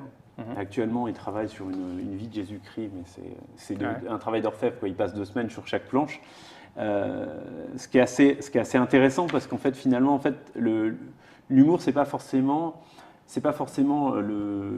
l'histoire en elle-même, c'est le traitement graphique rapporté à la chose. C'est ce qu'on en parlait tout à l'heure quand on parlait du dessin de Book. Je disais, moi j'étais surpris par le nouveau bouquin de Book, parce qu'il n'y a plus de décalage. J'ai trouvé très bien, mais pas pour les raisons pour lesquelles je pense Boucle a voulu la faire ou le propos. Mais je disais que du coup, le trait avait été en rapport avec le côté sérieux et réaliste de l'histoire. Oui, alors que moi j'aimais premier degré. Voilà, moi j'aimais Book quand c'était un dessin délirant, super fort pour des histoires qui avaient ni queue ni tête, qui étaient hallucinantes. Donc, exactement dans ce genre-là, d'ailleurs c'est des auteurs qui sont proches, hein, c'est Beignet qui fait Lutin Spirix. Lutin Spirix, tout est dans le nom. Lucky Luke, Tintin, Spirou, Astérix. Ah, d'accord. Donc, d'ailleurs, au dos, tu as une quatrième de couve qui est juste à mourir de rire, où tu vois Alice Talon, Benoît Briseboul. Je connais moi des Benoît Briseboul. Voilà, Gilette. Ok. Voilà. Et Torgaf, qui est le mix entre Torgal et la gaffe. Tondu la verdure. Non, c'est excellent. Et c'est à mourir de rire. Et donc, voilà, tu vois, en fait, il a des aventures. Alors, donc, évidemment, Lutin Spirix est accompagné de son ami le capitaine Obésio, de son chien Rampiplux, c'est excellent. Et du docteur Champagnol. Et donc, tu vois, il va avoir des aventures avec les Schtroumpfführer qui défilent au son de Ein Strumpf, Ein Strumpf, Ein Strumpf, et qui viennent psychanalyser les Schtroumpfführer qui ont tué toutes les femmes, toutes sauf à la fin. Janine Castor, qui finit bouffée à la fin quand même. Et en fait, ce qui est assez marrant, c'est qu'il te raconte des petites histoires où vraiment il te passe. Alors, même chose avec un dessin hyper franco-belge. C'est-à-dire que le dessin colle complètement à l'humour. Mais ça, tu dis l'esprit de Ferry, etc. Oui, bah. Là, ça, c'est l'édition Vrahoum, donc c'est ta boîte. Mais tu dis, on est passé chez un gros. On a rejoint un gros groupe. C'est-à-dire que maintenant, c'est édité de manière en plus gros volume, c'est distribué plus largement. On a changé de distributeur. On est passé chez Flammarion, qui sont déjà un peu plus gros. On avait déjà changé de distributeur, mais surtout, ça m'a donné des moyens supplémentaires pour travailler les livres. Et travailler tout ce qui est communication, qui était vraiment un truc que je ne sais pas très bien faire, sauf quand je suis reçu par des gens aussi délicieux et merveilleux. Qui savent aussi maîtriser la communication, comme des chefs. Des chefs de communication. Et donc ça m'a permis effectivement de pouvoir sortir des livres auxquels je ne pensais pas, notamment ça m'a permis de faire de l'achat de droits par exemple. Ah ouais. Alors, parce qu'en fait, chez Vrahoum, je fais du développement, de la création, mais pour rien, c'est-à-dire que les auteurs touchent que dalle, quoi. Enfin, il y a de temps en temps vaguement des droits qui tombent à la fin de l'année, si tu veux, mais bon, il n'y a pas grand-chose. Mais jusqu'ici, je n'avais pas le moyen d'aller acheter des projets à l'étranger. Alors, il faut savoir que les projets à l'étranger, ça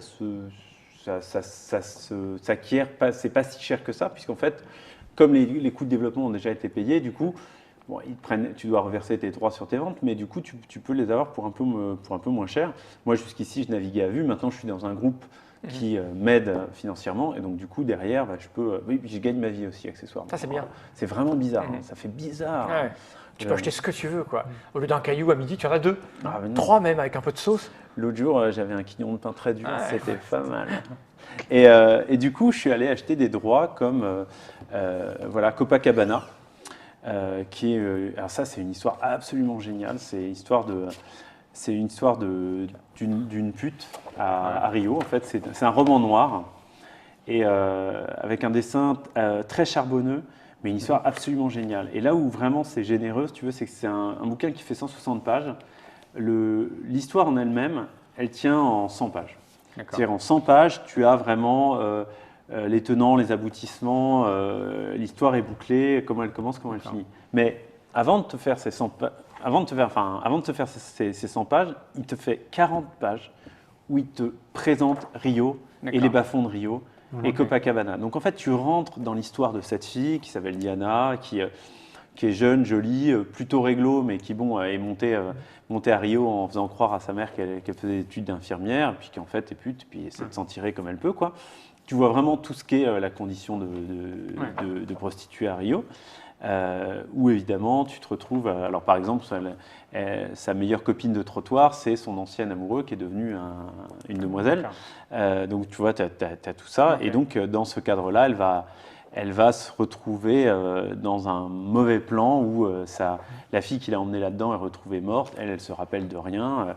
Et elle se retrouve surtout assise sur un tas de fric que tout le monde veut et qu'elle est obligée de balader d'un endroit de Rio à un autre en trouvant des prétextes et jusqu'à ce qu'elle finisse par s'en tirer. Et là où c'est chouette, c'est qu'à la fin de l'histoire, il va te rajouter 20 pages de suppléments où ils vont plus loin, quoi.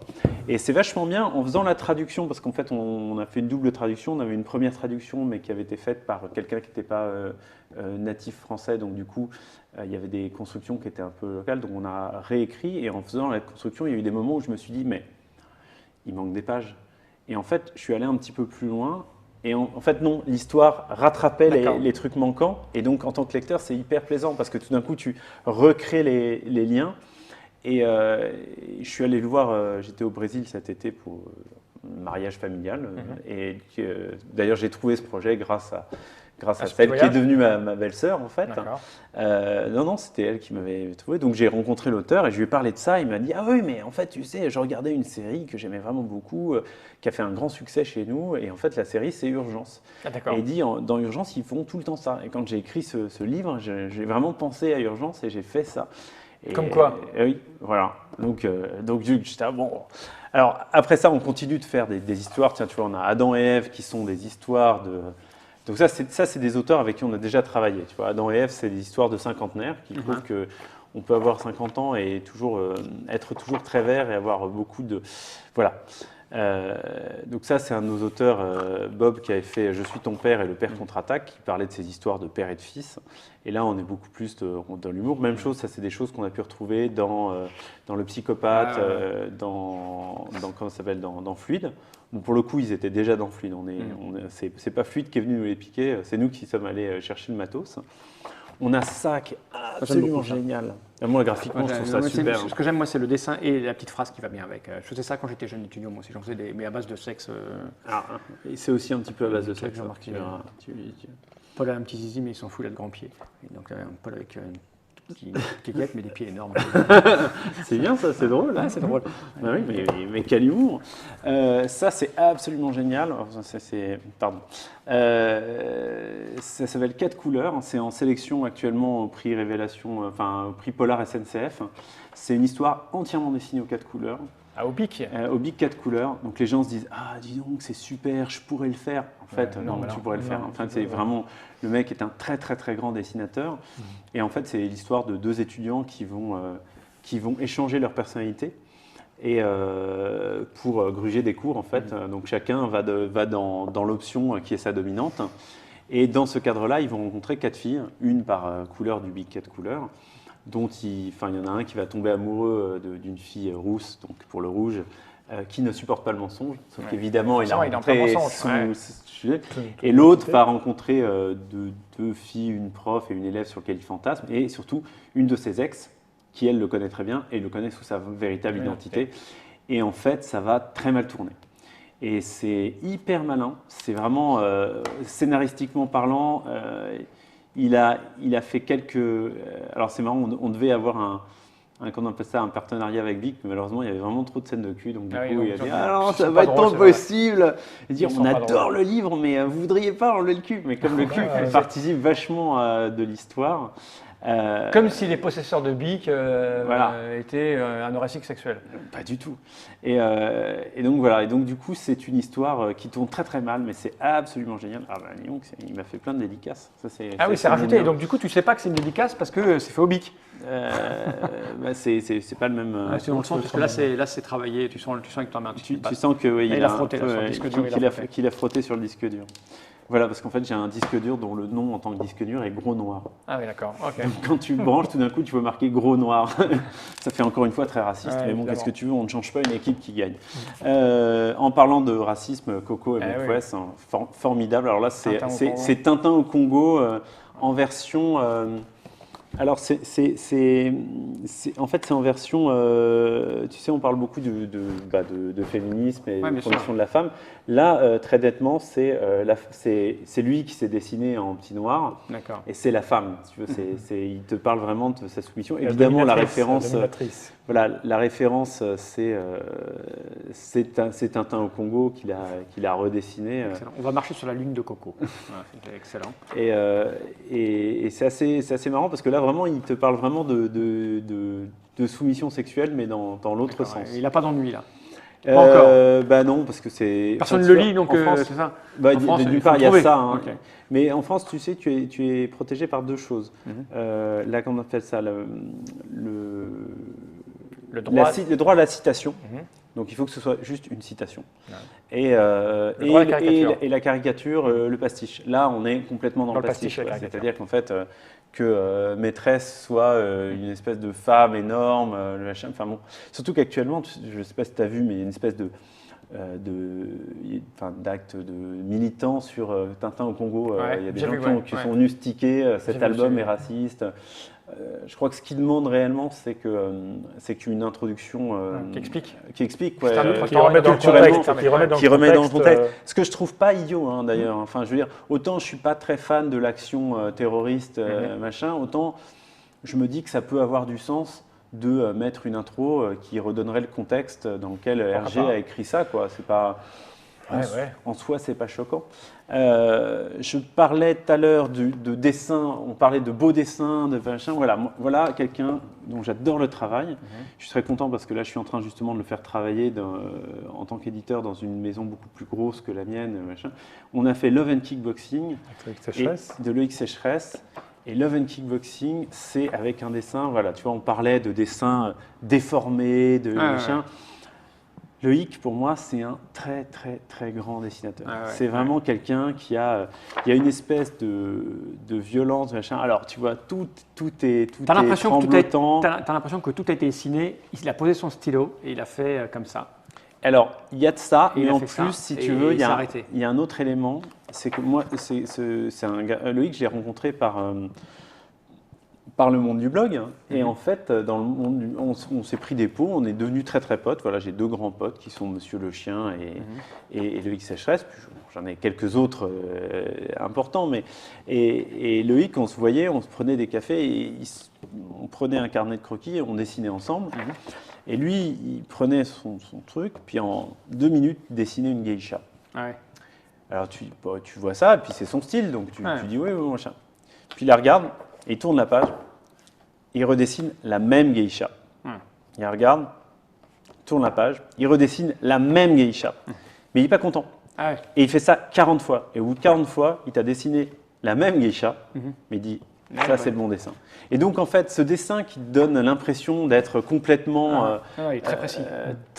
Complètement, on va dire, improvisé, truc. Et, il n'est pas du tout jeté. Il est jeté, mais il est juste hyper maîtrisé. C'est-à-dire qu'en fait, pour pouvoir le jeter, l'air de rien, en fait, là, il dessine des bagnoles. Enfin, pour les dessinateurs, dans les trucs chiants à dessiner, il y a les mains, les pieds, les bagnoles et les chevaux. Bon, les chevaux, c'est vraiment très chiant.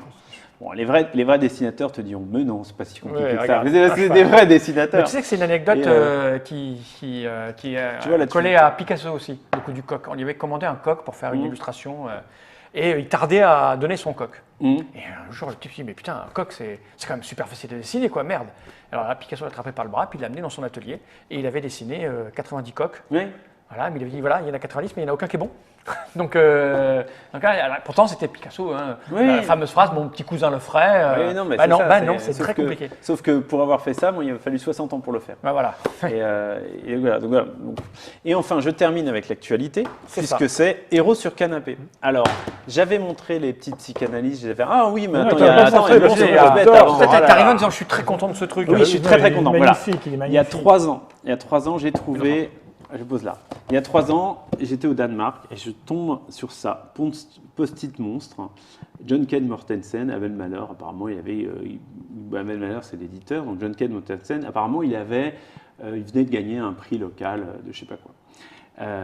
J'ouvre le truc et je tombe là-dessus. C'est-à-dire des dessins sur post-it complètement hallucinants. C'est des post-it. Ouais, c'est des post-it. Le mec a dessiné sur des post-it au Rotring. Comment il s'appelle les Maxi Monstres. Les Maxi Monstres et comment il s'appelle cet auteur qui s'appelle ce dessinateur qui s'appelle. Ah, évidemment, c'est là que j'ai. Je sais pas. J'ai un trou, mais ça va me revenir. Il y a un côté Bosch et tout ça. La peinture. Voilà, je tombe là-dessus. Tu vois, tu l'as abîmé en transportant. Abîmé en transportant, mais bon. Et je me dis, c'est génial. Beau, et en fait, c'est très, très, très, très beau. Et il y a une espèce de poésie incroyable où à chaque fois, tu vois des monstres qui sont toujours confrontés à des humains, souvent des enfants. Et c'est toujours avant qu'il se passe quoi que ce soit réellement. Enfin, tu imagines et en même temps, tu as l'impression que les enfants n'ont pas forcément peur. Le trait est sublime. Quoi. C'est incroyable. Ce genre de choses, par exemple, si Note peut zoomer, tu peux zoomer encore dedans, Note, ou pas? ici, là. C'est juste super beau la finesse de ce genre de travail. Non, mais c'est juste exceptionnel. C'est un. Voilà, regardez ça, c'est juste magnifique, quoi. Je crois qu'on est presque au maximum. Voilà.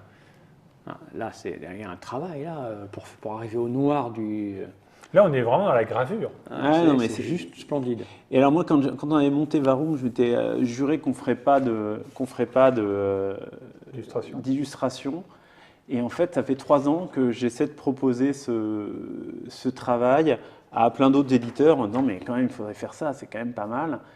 Et personne ne le fait. Et c'est mon nouvel associé, donc le dirigeant du groupe que j'ai rejoint, qui m'a dit mais pourquoi tu ne le ferais pas toi, puisque tu tiens tant. Et je dis OK. Et donc on vient de le faire. Tu vois, la couverture n'est pas tout à fait de la même couleur. Et en fait, on a aussi une espèce de toucher. Tu vois, c'est pas les mêmes. Voilà. Et en fait, on a fait une petite modification, c'est qu'on a gardé les images, mais on a mis sur fond noir. Ouais. Et je suis très content. Oui, parce que là, c'est comme si on avait gratté du jaune. Voilà. Mais c'est le jaune qui. Alors, je ne sais pas si du coup on voit bien que c'est des post-it. C'est pas très grave, ça marche aussi mais super bien. Voilà, mais je trouve qu'on rentre d'autant mieux dans l'histoire que. Non, c'est très beau, c'est très beau. Et je suis. Ça vient d'arriver, non Ça, c'est arrivé le mois dernier. Ça, c'est arrivé le mois dernier. Comment ça se vend, ce genre de choses? Ça, on le vend 14 €, ce qui est un peu cher, mais en même temps, c'est un bel objet. Je veux dire, on va pas c'est juste splendide, regardez ça un peu. Non, mais c'est une tuerie. Je suis hyper content. Pour lire ça à ses enfants, c'est génial, parce que moi, j'adore la littérature enfantine. Mes enfants ont été élevés avec l'école des Lozères et tout ça, Ponty, etc.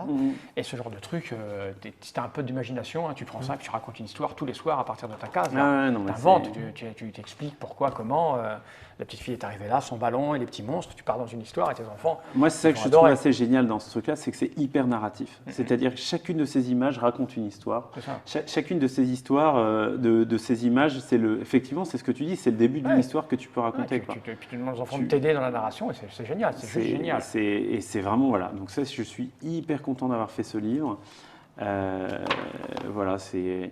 Alors c'est. Montrer le titre en français. Voilà, c'est Monstre pense bête. Voilà, parce qu'on n'avait pas le droit d'utiliser post-it, qui est une marque déposée. C'est comme ça. Tu vois, pourtant avec 4 couleurs. On a fait aussi un livre qui s'appelle Avant d'oublier. Je me suis dit tiens, on va faire une grande thématique. Et là, c'est le dernier. Et là, c'est signé Vendry. C'est toi qui l'as. Ça, c'est moi qui. T'as tout fait Non, j'ai surtout scénarisé. Et encore même pas tout, parce qu'il y a certains dessins. Enfin, il y a peut-être 7 ou 8 dessins qui ont été scénarisés par quelqu'un d'autre. Donc ça, c'est une introduction par moi, effectivement. Et en fait, donc, je t'avais montré, je pense, j'étais venu avec des petites psychanalyses du héros. Oui, c'était très bien. C'était il y a 6-7 ans, j'étais en grave crise existentielle de créativité, un peu comme tous les 6 mois. Et du coup, j'avais mis 3 dessins sur mon blog en disant si je trouve 15 personnes prêtes à mettre 3 € dans une petite autoprod. Mais d'ailleurs, en plus, je les ai, tiens. J'ai les toutes premières autoprods qui sont dans mon manteau là-haut, sot que je suis. Et donc j'avais dit si je trouve 15 personnes, je fabrique la psychanalyse du super-héros. C'est un petit 16 pages photocopié, format comme ça, quoi. Enfin vraiment, format poche. Mais j'y croyais pas un seul instant. Or, j'ai eu des gens qui m'ont commandé ça. Et en fait, plus que 15, quoi. J'en ai une vingtaine. Donc je vais 20, 30, 60 €. Je vais voir Enfin, j'avais calculé quand même, tu vois, j'avais calculé mon coût pour que je puisse en fabriquer une cinquantaine. Alors j'en imprime une cinquantaine, je le relie à l'arrache, je l'envoie par courrier à ceux qui me l'ont envoyé, et puis les 30 exemplaires supplémentaires, je vais mettre dans une galerie. Et je me dis, bon, ça y est, c'est fini la connerie, on n'en parle plus. Et au bout d'une semaine, la galeriste m'appelle, elle fait, bon, il n'y en a plus, là, il faudrait qu'il y en ait temps. Alors, alors j'en réimprime 50. Je lui en donne 20, j'en donne 20 à un autre copain libraire, puis 10 que j'avais revendu sur Internet. Et il n'y en a plus, au bout de 2 semaines, on m'appelle, ouais, il n'y en a plus. Alors comme je suis un peu bête, je fais la psychanalyse des mangas, tu vois.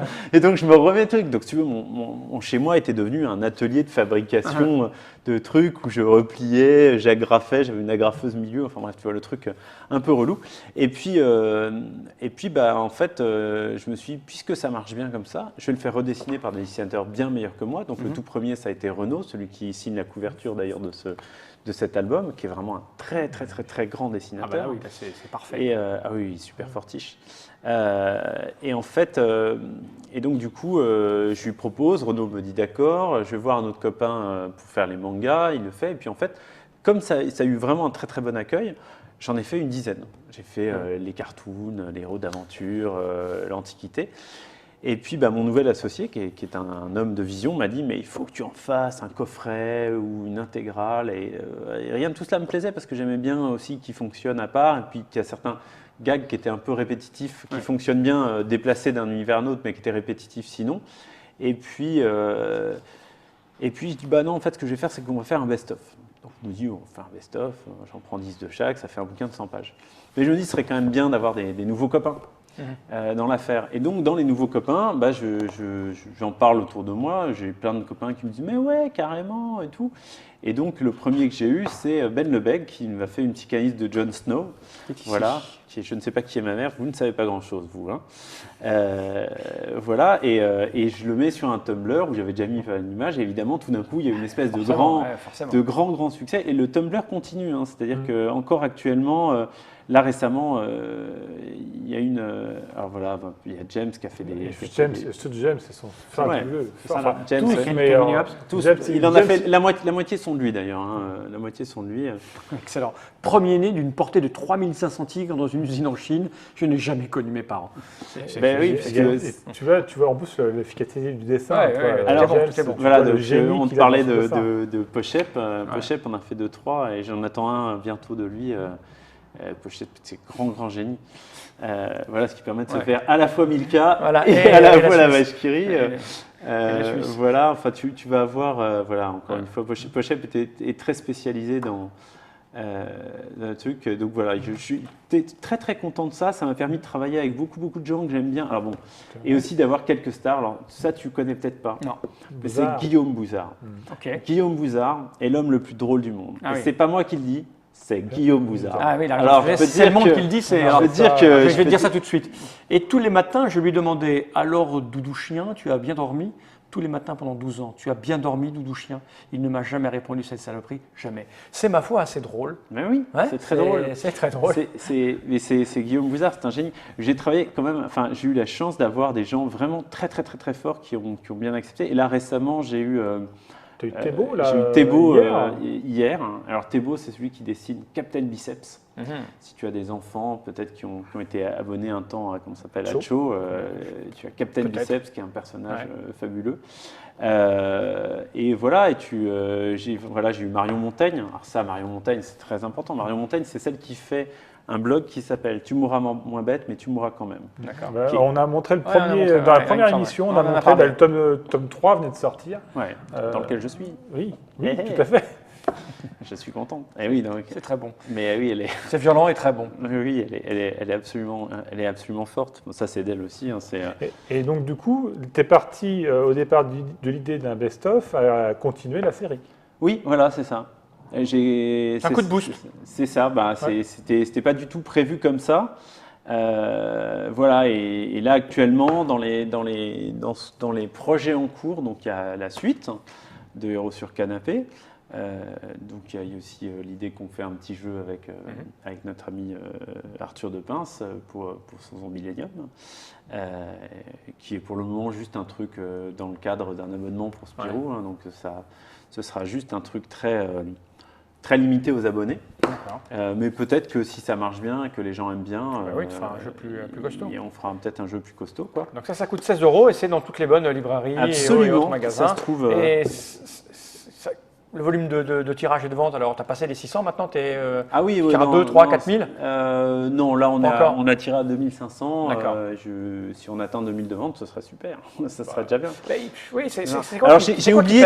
C'est la distribution, c'est quoi? Parce que il y a bien 2000 personnes capables d'acheter ça et de se marrer. Le truc, c'est qu'en fait, il y a 5000 nouveautés par an. Ah oui, il faut c'est ça le problème en fait. C'est-à-dire qu'en fait, il y a 5000 nouveautés par an. Tu vas avoir actuellement, si tu veux, dans la bande dessinée. Alors j'ai oublié de ramener notre gros best-seller qui s'appelle Ce livre devrait me permettre de ramener la paix au Proche-Orient, d'avoir mon diplôme et de trouver une femme. C'est complètement idiot puisque c'est le dernier. De toute façon, c'est pas compliqué. C'est le titre est marqué dessus. Donc le titre prend toute la page. Voilà.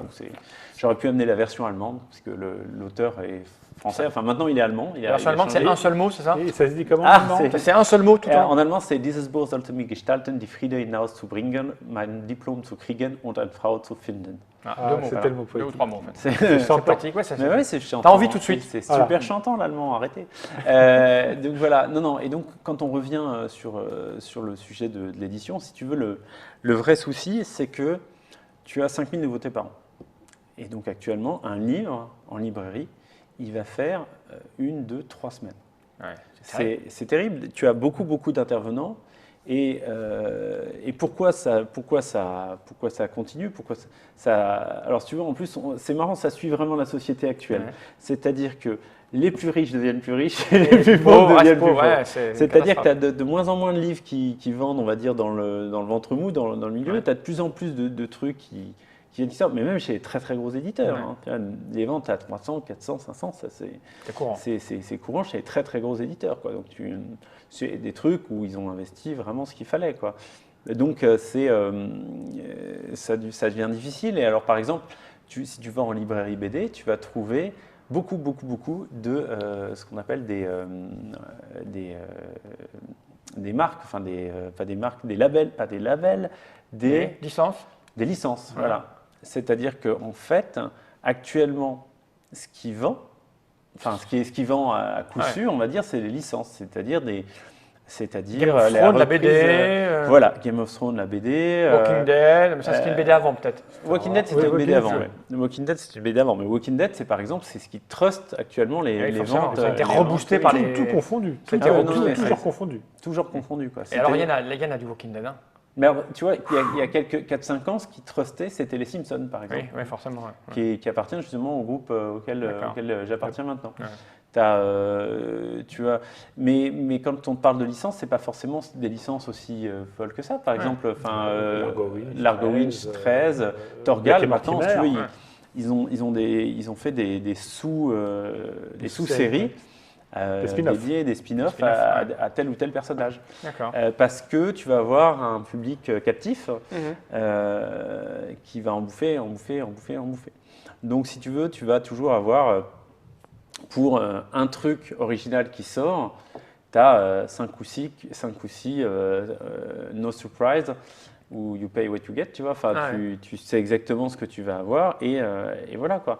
D'où effectivement la difficulté quand tu fais des choses différentes. Un peu décalées, marginales. Faut convaincre le mec qui va le vendre, c'est-à-dire la boutique qu'il faut le vendre. Mais oui, parce que en fait, et si tu veux, le problème c'est que ça fonctionne toujours sur ce truc que je t'expliquais du droit de retour. Oui, bien sûr. C'est-à-dire qu'à partir du moment où l'éditeur n'est jamais sûr de ses ventes, il est obligé d'être tout le temps en train de sortir un nouveau truc.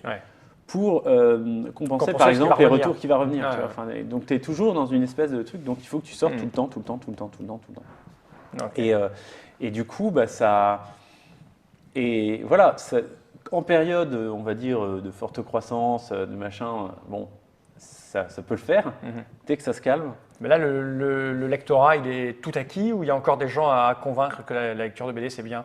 Tu vois, c'est-à-dire que nous, dans le monde du jeu, on en est encore à convaincre. Tous les ans, il y a de plus en plus de joueurs qui arrivent. Nous, sur Trick Track, depuis 15 ans qu'on existe, tous les ans, on fait entre 10 et 20% de trafic supplémentaire parce que des gens découvrent l'univers.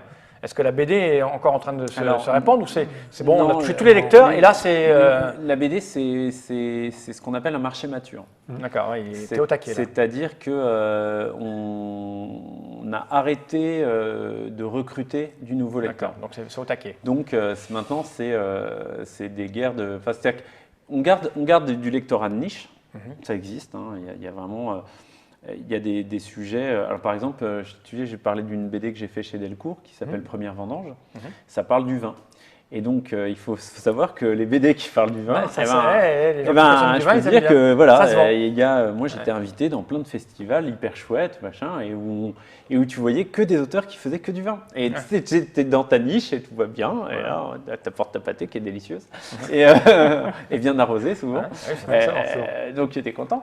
Donc voilà, donc si tu veux, tu as ça, tu vas avoir ce qu'on appelle le marché de niche, et bon, la BD indé est une sorte de marché de niche. Et puis après les gros blockbusters et séries. Après, si tu veux, le vrai problème, c'est que maintenant, il n'y a plus tellement de… Enfin, c'est vraiment difficile d'amener quelque chose de nouveau et de frais sur le marché. Et je ne parle pas pour ma production personnelle, hein, je parle pour la plupart des auteurs. On ne peut plus tellement se permettre de se casser la gueule. Oui. Alors c'est super chiant parce que... Surtout avec ce type de production. Voilà, en fait, mais cela dit, pour apporter une nuance, il y a des gens qui font des trucs vachement bien. Alors, on a pu espérer que ce soit sur Internet, que ce machin, pour le moment, ce n'est pas le cas. Mais en revanche, il y a un grand élan des revues. Ouais. En BD, il y a beaucoup de revues de grande valeur. Hein. Il y a la revue dessinée qui fait des reportages en bande dessinée. On en a parlé pour le numéro 5. Ouais. Voilà, mais ça, il y a beaucoup de choses. Il y a Arg, qui est une excellente revue. Qui est vraiment, et là il y a plein de... Et je ne dis pas ça parce que je suis dans le prochain. Quand on parle de revues, on parle de revues qui produisent des planches, qui publient des planches, pas de celles qui chroniquent, etc. On parle vraiment de création, quoi. D'accord. De création. Et ce qui est finalement un retour aux sources, parce que ce qui a développé beaucoup la bande dessinée au départ, c'est les revues, tu vois, Tintin, Spirou, évidemment. Spirou et Pilote, voilà, et puis à suivre. Enfin, il y a toujours eu des revues pour tenir le truc. Moi, je disais pif, moi. Cho aussi. Cho, c'est des trucs qui vont faire sortir des auteurs et tout d'un coup, on se dit « Ah oui, ça mérite d'exister ». Donc, quelque part, la création continue, mais elle est difficile à prendre en risque parce que, par exemple, tu vois, même sur des choses... je voulais te montrer absolument où est-il le petit bonne blague de Pascal, hein, qui est si drôle. Il est là. Tu vois, les bonnes blagues de Pascal, ça c'est vraiment absolument génial. Mais donc voilà, c'est 6 Somaliens qui font une partie de cache-cache. Voilà. Les enfants, où êtes-vous? D'accord, reconnaît-on un sourd pendant un solo de flûte à bec. Plus fort, fait péter. Excellent. Ouais, il y en a. Pas Fouchin qui joue avec son maître et va chercher. Voilà, qu'est-ce qui est vert et qui a la chair de poule. Voilà, c'est Gilbert Montagnier qui rentre dans un bar. C'est très bon. C'est très provoque. Hein. Oui, mais c'est très drôle. C'est vraiment un type d'humour qui est très, très varié. Bon, ça, c'est quelqu'un, même chose, qui s'exprime sur blog. Et voilà, donc si tu veux, il va y avoir tout ce qui va se passer en périphérie de la librairie, va ramener des choses nouvelles. D'accord. Mais en librairie telle qu'elle, c'est fini. C'est difficile. D'accord. C'est difficile parce que le terrain est occupé. Alors, je voulais ramener d'autres choses. Là, récemment, il y a un truc vachement bien qui est sorti de Tom Gold qui s'appelle Vous êtes tous jaloux de mon jetpack aux éditions 2024, qui est vraiment très, très, très chouette si tu as l'occasion.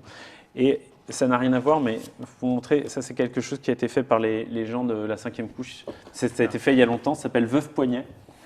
C'est pas de chez toi, ça. C'est pas de chez moi. Ça, c'est juste pour le plaisir du vice. C'est pour le plaisir du vice, voilà. D'accord. En fait, j'allais te demander c'est quoi ton moteur, alors finalement, parce que tout a l'air si difficile, c'est le plaisir de faire des choses un peu comme ça, provocantes. Là, et de vrai pour le bien intellectuel de l'humanité. Exactement. Donc, le Veuve Poignet, donc une bande dessinée conceptuelle sur la branlette. Voilà, et je vais expliquer le principe, c'est juste absolument excellent. Je ne sais pas si ça se trouve facilement. Si ça se trouve facilement. Dans les SP, chez les libraires spécialisés qui ont un bon rayon indé. Ouais. Voilà. Prologue. Ça, c'est la couleur de la peau, c'est la couleur du gland, et ça, c'est la couleur du sperme. Voilà. Okay. Et là, vous avez une légende. On va ouvrir la première. Voilà. Donc, c'est la masturbation standard. Donc, c'est peau, gland, peau, gland, peau, gland, peau, gland, peau, gland, peau, gland, peau, gland. Et à la fin, si tout va bien, sperme. Voilà. Ça, c'est le truc clair et facile. Et on avouera que c'est de la bande dessinée. Hein. C'est-à-dire qu'il y a une narration. Il y a une narration. Et là, on a le grand classique. Donc là, il y a une tache verte. Alors, on va voir. Content, ça veut dire. Donc là, le gars, il est content. Puis donc, forcément, peau, gland, peau, gland, peau, gland, peau, gland, peau, gland, peau, gland, sperme. Et la case marron, c'est mécontent. Mécontent. Bah oui, c'est fini, je ne sais pas ce qui s'est passé, il a pas oublié le mouchoir. Voilà.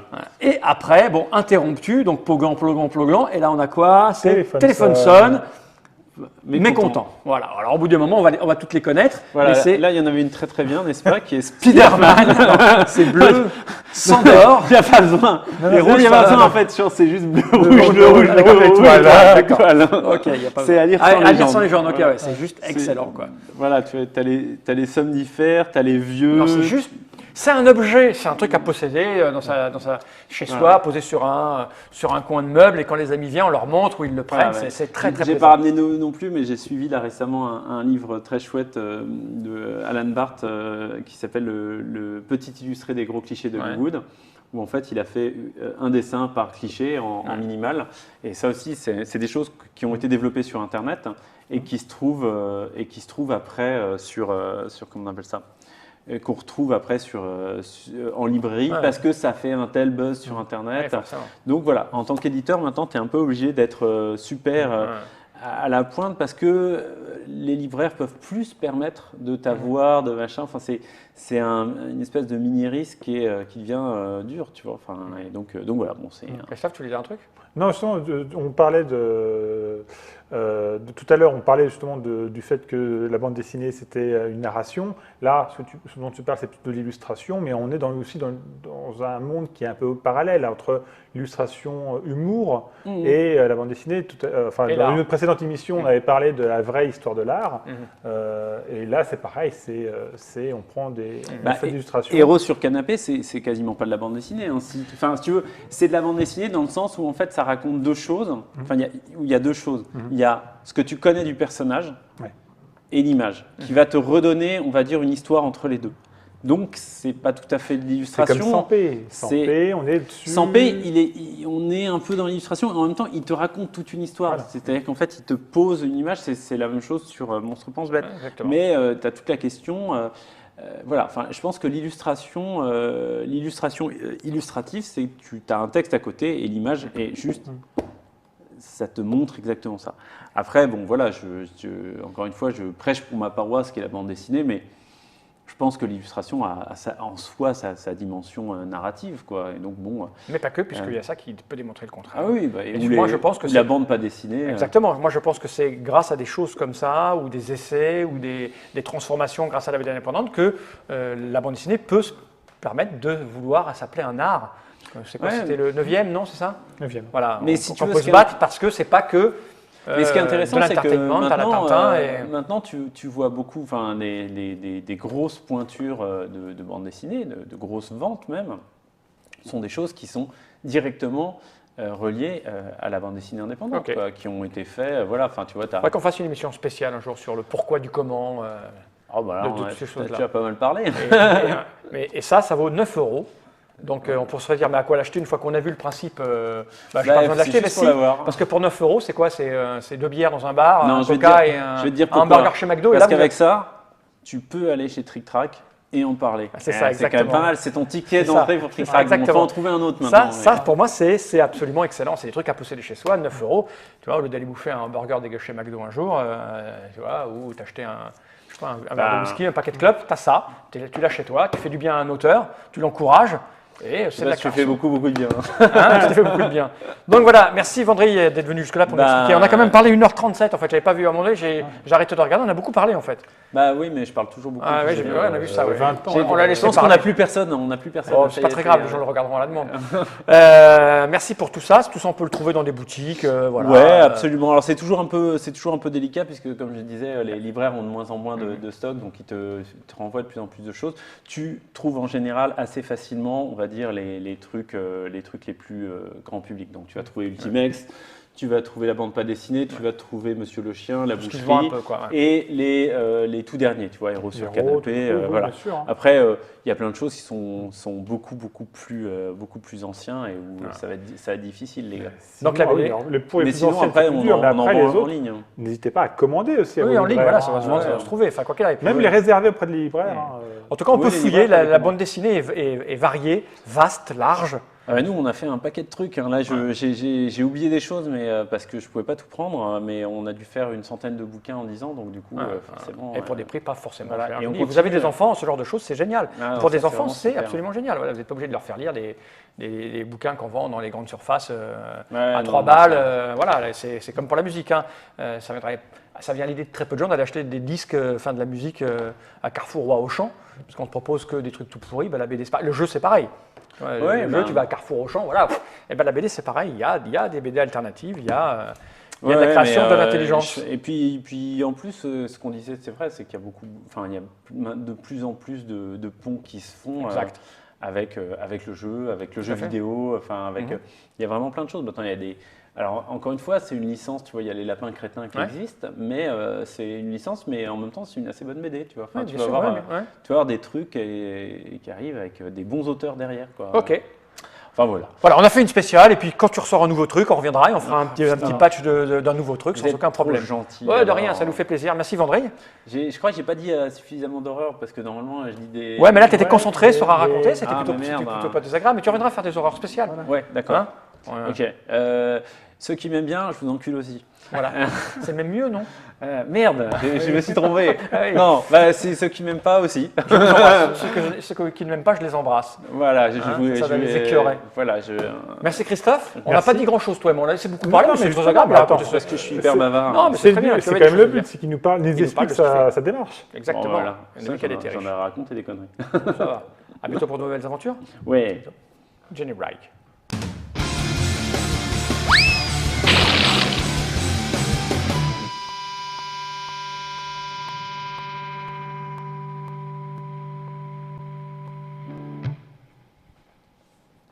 Tourner à Orléans. Qu'est-ce que ça faisait plaisir. Oui.